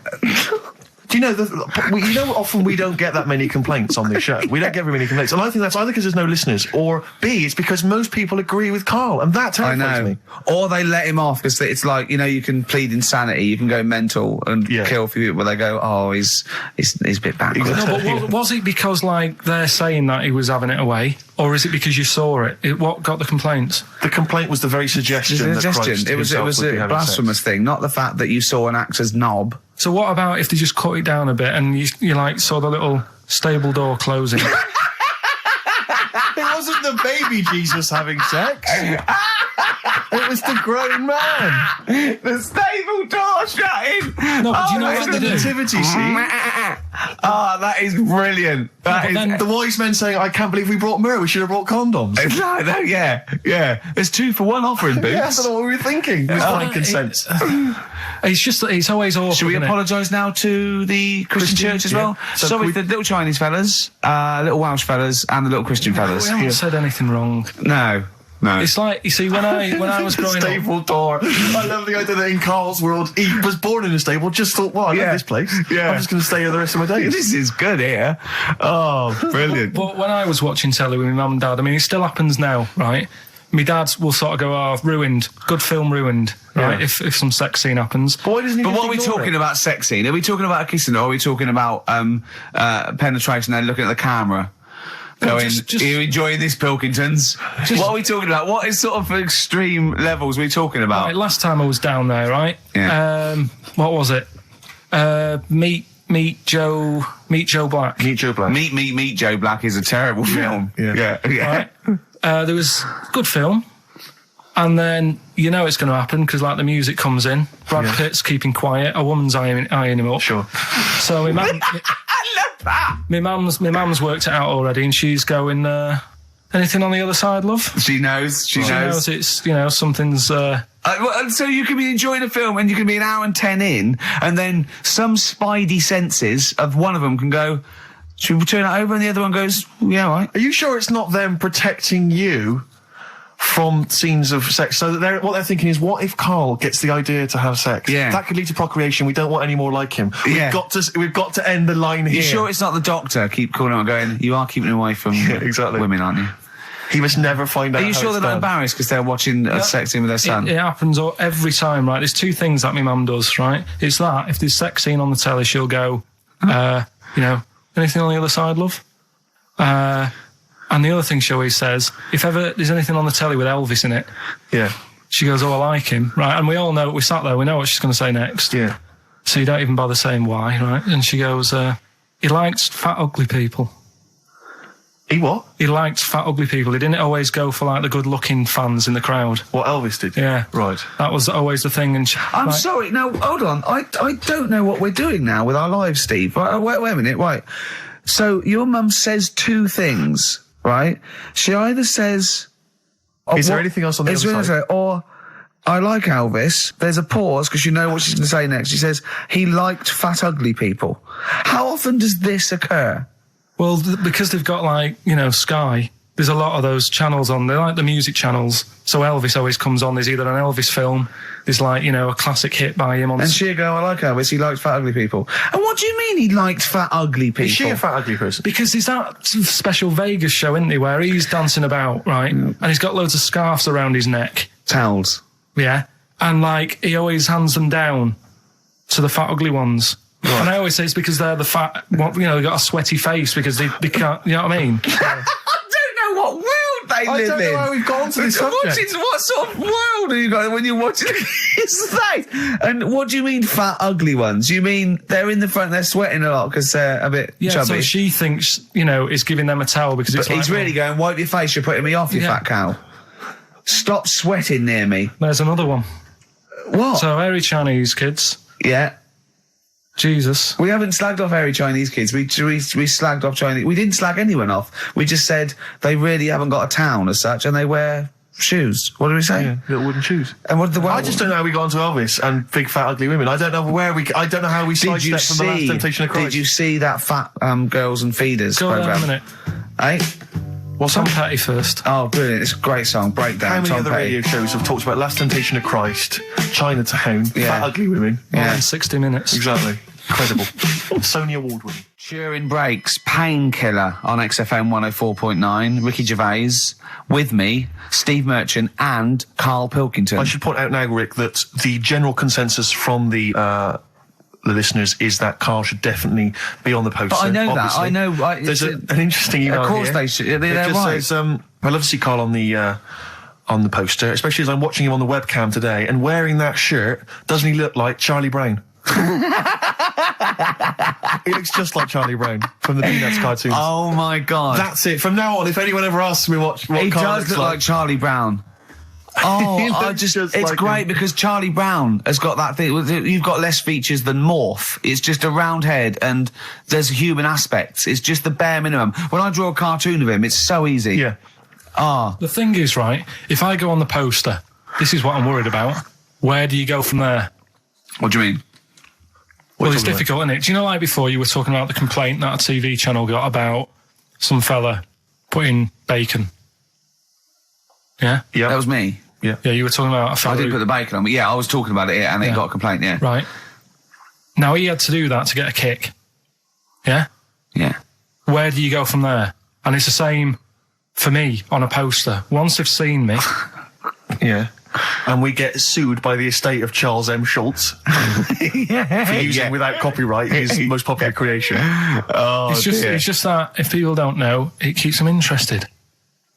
They don't need to They're know not what tuning I'm in like. every week on the off chance that we'll... They're wondering what you look like. Yeah, but the ones who are, it just keeps them... They won't let them down there when they see your picture. It won't let them down. It won't be a letdown. It's exactly as it should be. Leave it. Anyway, competition, yeah? Right, let's get the answers. Let's get this out of the way. Songs of phrase. Songs of phrase, just in case you just tuned in, it's a new feature we've been doing. We take songs and chop them up and that, and It's a phrase that's cropped up on the show a few times. This week we were going back to the classic. Me Auntie had wind for 5 minutes. Let's go back to the classic. And let's have a. These are the answers, is it? Okay. Wind. Right. So what you had there is you had the knack. Yeah. With my Sharona. Auntie was some Manson track. What, you don't even know what it was. Auntie Everything, I think it's called, some album track, right? Then you had Bill Medley, Jennifer Warnes, I've Had the Time of My Life. You had Bob Dylan, Wind. Idiot wind. Blowing in the Wind. Oh, Blowing in the Wind, was it? What was after that? 4 was 2468 Bob Motorway. 2468 Motorway. Yeah. Tom Robinson. Robinson, yeah. That was the 4. Then you had the 5 from Manfred Mann, 54321. We wrapped it up with a bit of 5-star for a minute. Something about Can't wait. Can't wait another minute. So they're the answers. Yeah, we're looking for someone who. I don't think we got anyone who had them all right. But Nobody got all 7. Although in your little answer list, then you only listed 6 because you got your numbers went out of sync in your own brain. Well done, once again, smooth. I tell you what, Carl. Why don't you next week at least write down the answers for yourself? don't need to. Well, you clearly do because you just embarrassed yourself. Don't need to. You've proved that you do. Fine, anyway. Well done. I'm going to give it to Paul Tier. PJ Tier, because he got 5 of the 7. Correct. Well done. So he gets. And he's getting that signed Kevin Spacey. Yeah, DVD. if you can just email us your address as well and get them off to you today. All right. Brilliant. That's what you're dealing with. So you've done that. You've done that competition. That's been put to bed. Let's have a great tune, Rick. And then what else we got? We got some monkey news. We've got monkey news. We've got cheap as chimps. We're doing the film thing. Right. Got the film thing. What film is it this week? Silence of the Lambs. You can be owning that by 3 o'clock on VHS. Is it about $4.99? Is it? Thereabouts. 20th century boy. Come on, Mark. Some people want a 21st century boy these days. Mark Bowden there. A little bit out of date on XFM 104.9. Ricky Gervais, Steve Merchant, Karl Pilkington. Right, it's that time again, isn't it? Monkey news. Yeah, monkey news. Oh, monkey news. Right, if you're a new listener, this is where we do a bit of monkey news.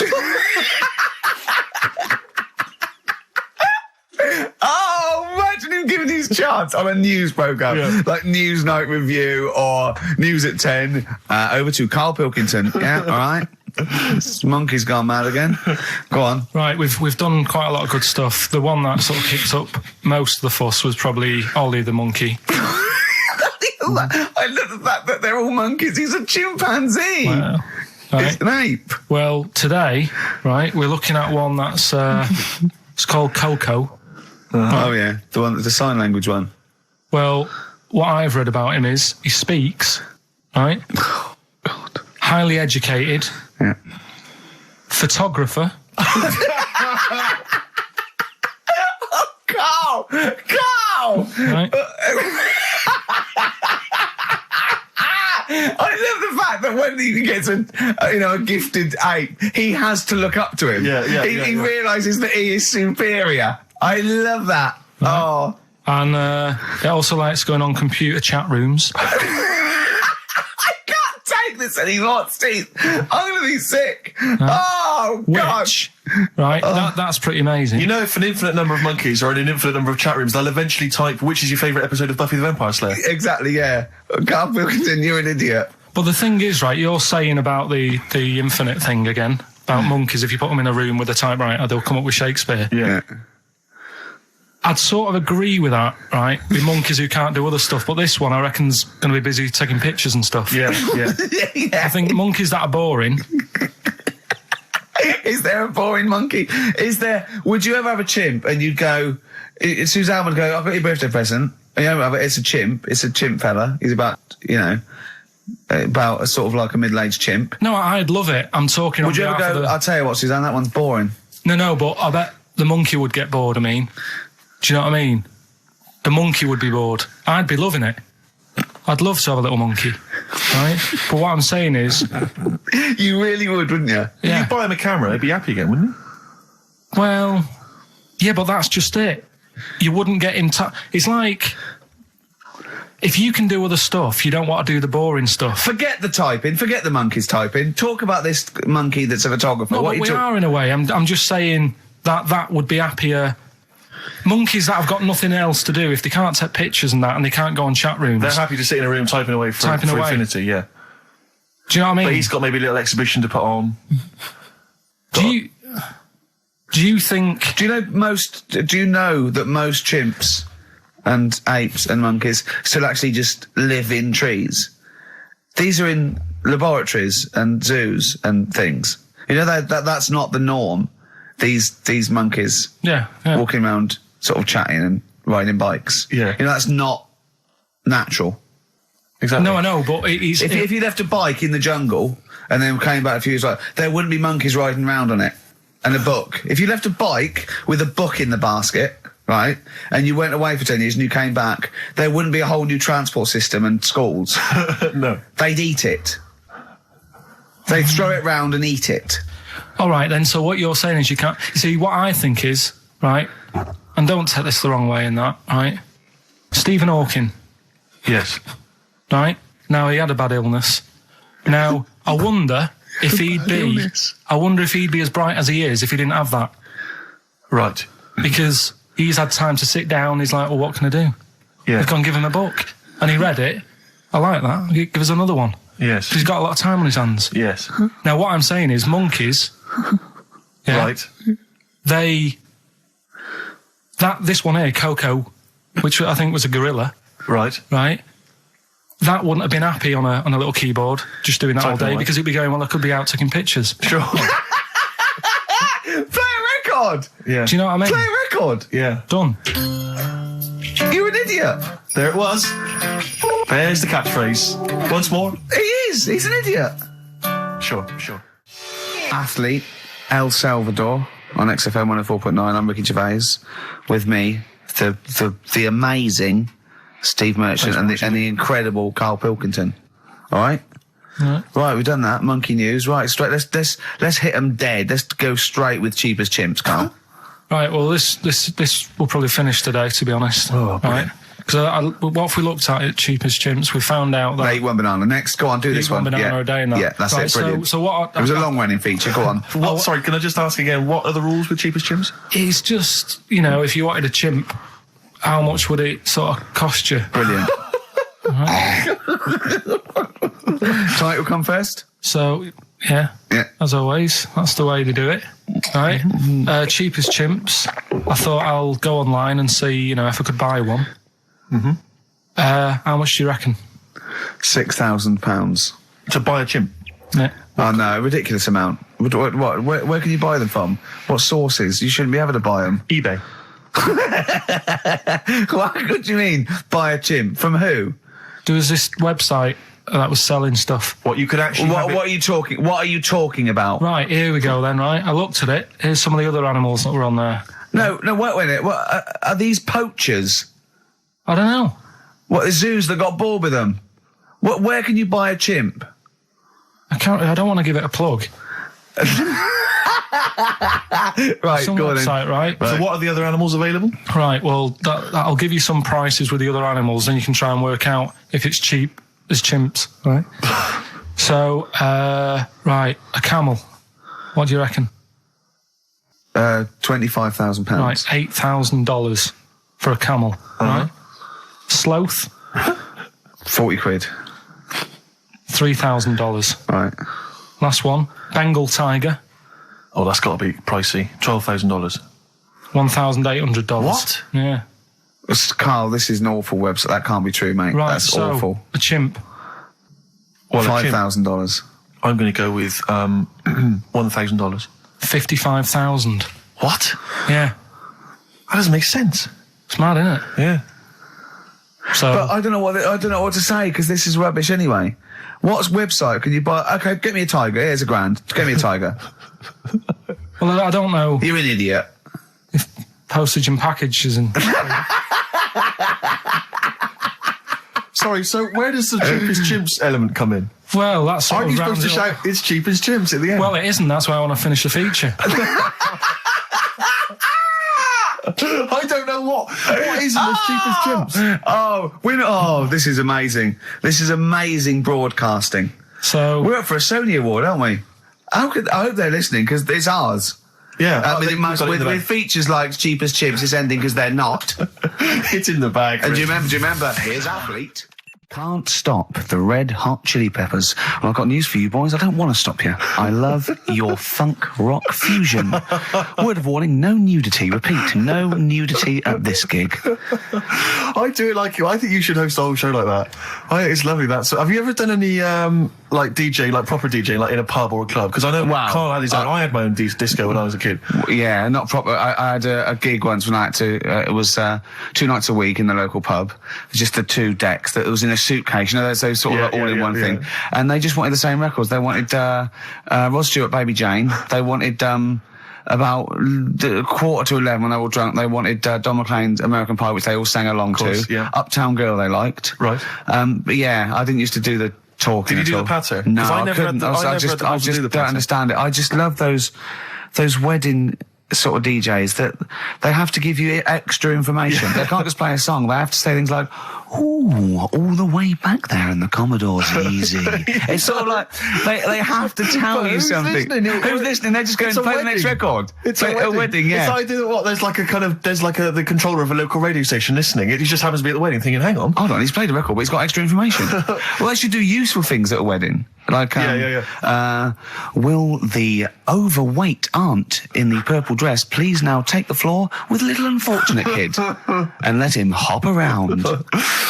As the dance floor is currently empty, will any 8-year-old boys wearing those tiny tuxedos please slide across the dance floor on their knees?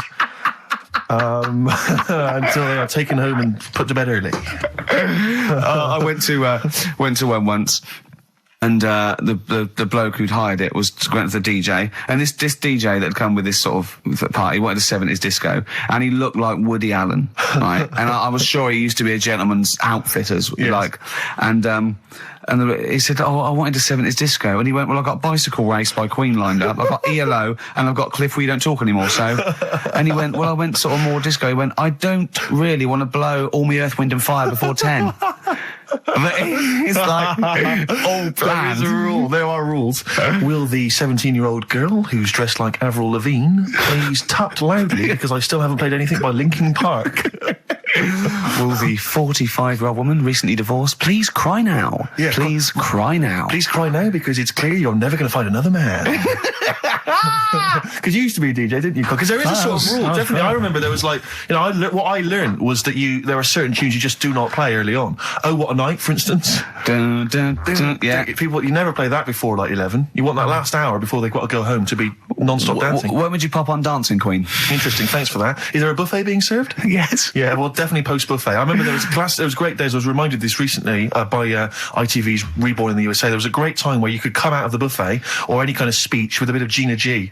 I remember there was a great period for a couple of years where that was always a barnstormer. Sure. Sadly, no longer the case. What about, because the danger is, of course, you go back to the 70s, maybe you got Dancing Queen, but how many do you play before you come into the 80s with perhaps Billie Jean? Or Soft Cell? Soft Cell's always a classic, yeah. I'd love to hear that. And, because there's always controversy now, as to whether Love Shack is overplayed. I know that's a big discussion I've never liked it.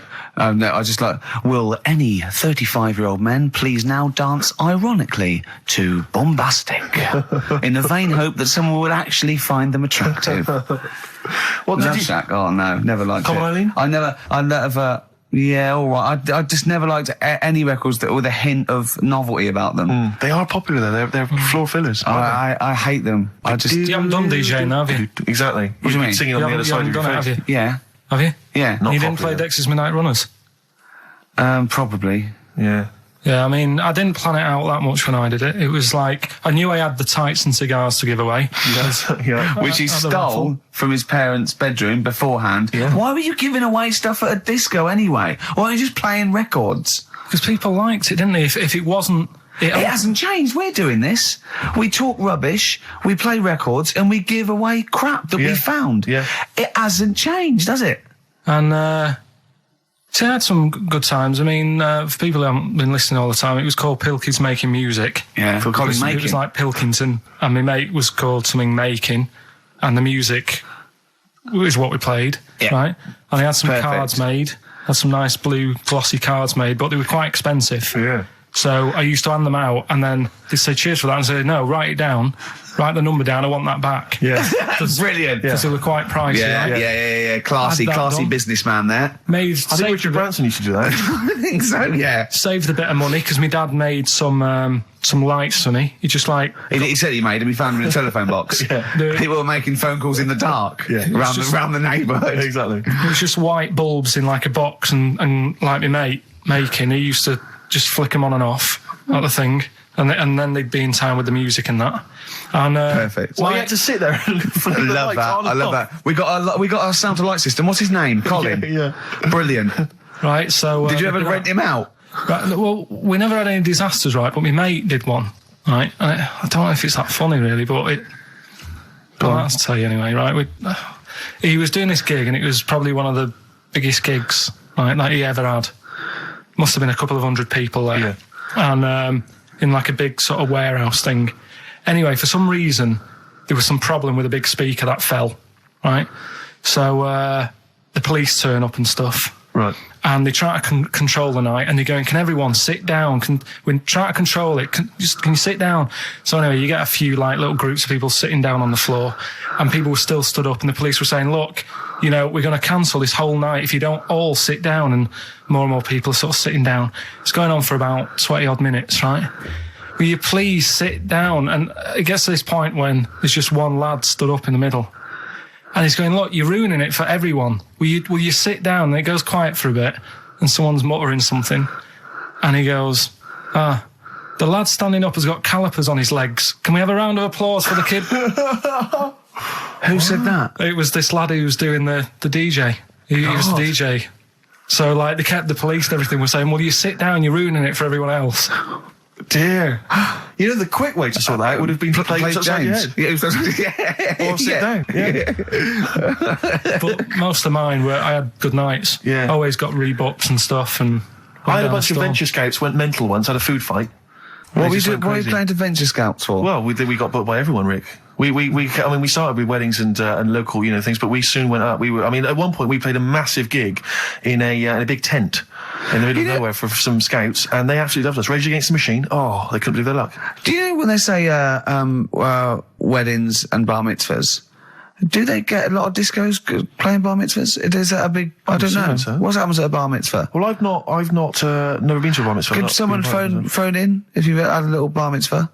Tell me what it was like. What did you play at a bar mitzvah? I don't know what the occasion is really. It's becoming a man, isn't it? Yeah. All right. We learned something, won't we, Karl? Yeah, all right. Do you want them to phone in? Yeah. Do we? Well, I want to know if they really do have DJs at bar mitzvahs. All right. Oh, wait. How interested are you in that? Well, I don't want to embarrass myself one day. Sure. That's Karl, you've got to learn, haven't you?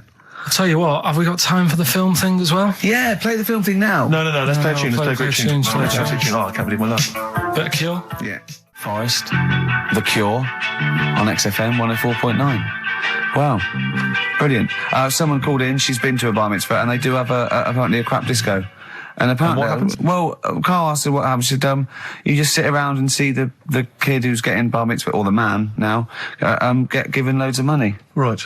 And I said, is there a female equivalent? And apparently there is a female equivalent of a bar mitzvah, but she didn't know what it was called. What's that? A bar titzvah. Right, I'm just going to add to the list of people we've offended. Sorry to Jewish people as well. Yeah, we've got to So sorry to Jewish people, sorry to Chinese people, sorry to Welsh people. Ugly fat women. Well, don't put the Welsh in twice. Sorry to Elvis fans. Elvis fans. Animal lovers. Animal lovers. Brilliant. Well, lovers of great radio. Yeah. That was, music lovers. Good, well, sorry about that. Apologies to all of you. Yeah. And, we haven't even had time for, we haven't got time for the film thing this week. oh, why not? Just, it's running tight, really. Are you sure? We haven't done Cheeky Freak of the Week. That's a new feature, isn't it? That's a new feature. Cheeky Freak of the Week. Let's do Cheeky Freak of the Week. What is the cheekiest freak of the week? I'm just going to apologise now. I've just had freaks. Sorry to freaks. Okay. Right, go ahead. Well, I say it's a new feature, but we've sort of touched on it in the past with We always talk about freaks. Hairy Chinese Kid. Yeah. We've had the Pillow Man. Yeah. Are you called a draft excluder? Just make a note of that, would you, Rick, on the Yeah. list? People without arms and legs.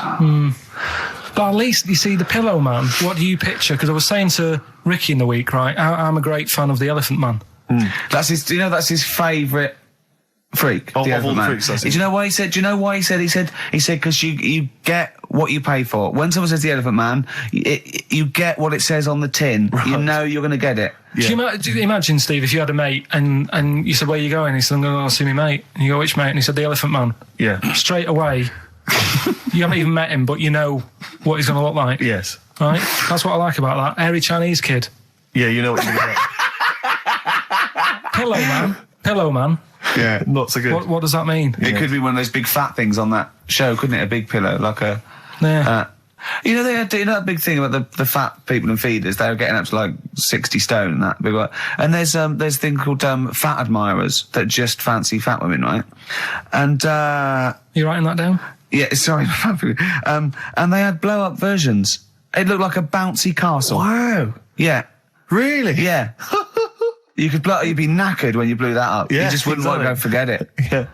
Oh God, That's people being cruel as well, isn't it? Because after watching the programme on Channel 4 about the fat people and fellas who like them and stuff, there was a story on one of the news websites about some fella in Germany, right?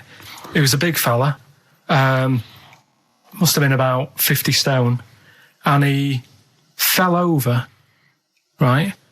And I think he hurt his ankle or something. And timber. they sent firemen instead of like an ambulance. Yeah, So straight away they're having a bit of a laugh. they're not. No, they've got winching gear. Well, they didn't know. They didn't have winching gear. They had to use the hose pipes to carry him out. I think it was Anna Nova, that news website. They had to use the hose pipes. So they made like a bed using the hose pipes Oh yeah. and had to carry him out on that. And then they had to sort of get him into a special truck, they said. Mm-hmm. And do the same when they got to the hospital. I mean, that's a bit... That's mad, isn't it? They shouldn't do that. Although, Carl, I'm loving that story. I'm just worried that we're not going to be able to fit in Cheeky Freak of the Week. What's the which Cheeky is one Freak you of the Week? nominated? All right, cheeky freak of the week. Something I found on the net. Yeah. Fella who had 27 toes and fingers. In a jar. No, still on him. And proper ones as well, not like little stumps and that. Proper, fully formed fingers. He Was had it- like... Was he a pianist? Close-up magician. I don't know what he did. He just said that he was... Cat's cradle professional. Did he ever work on finger bobs? He was saying in the week, For the crowd scenes. I'm now going to do Braveheart. Yeah. He said about the Elephant Man. He said, I want to do a thing right with freaks where it's good and bad. He went, what did you said? The pro about him is...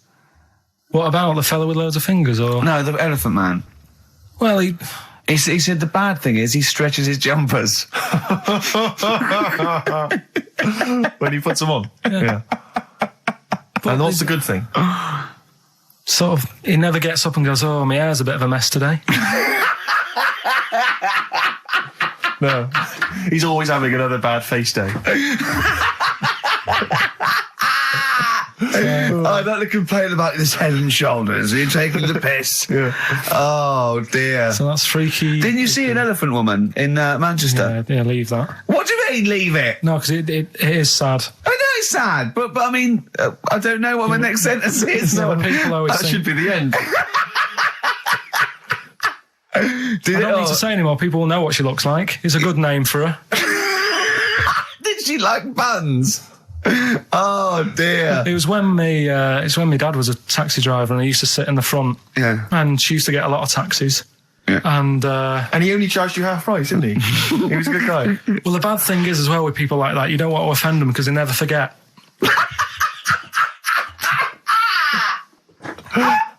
Oh, go! But, Go, Pilkington! I was sat in the front of the cab and my dad goes, right, we're going to go and pick the I can't even tell you the name. These guys, it's just evil. Right? What do you mean? No, leave it. So she's got... No, Karl, please. tell me what he said. No. You've already stitched him up. He's Stephen things from Little Welsh I don't fellas. care. Right, what did he call her? Steve, back me up on this. I really Carl, don't want to be to. fair, our opinion of him is already pretty low. Look, tell me what he said. No, it's not. I'm scared of what my dad gets. It's the person who's got the She's thing not wrong. listening, is she? Well, her headphones wouldn't fit on her head. Tell me what he called her. I don't want to. Tell me what he called her, Carl. I'm getting angry, man. Tell me what he called her. No, I'll leave that. Honestly, Tell me what he... It doesn't matter. Tell me what he called her. Carl, just... I'm going to go... Seriously, I want to know what he called her. Right, you're not going to stop this show. We're not doing the next show until you tell me what he called her. What did your father call the elephant head woman? Tell me. Spudhead. How old were you? I don't know, about 9. So did you expect to see a potato with a dress? He did sort of, again, it's a good name. Do you know what I mean? I had an idea of what it was going to be about, and he said, do you want to stay in the car, I'll take you home, because you can't... Spudhead, she got lovely eyes. Can't. Come on, man. That's it, by the way. Is that all of it? Cheers. Bye. Brilliant. Well, let's end with LL Cool J. Yeah. See you next week.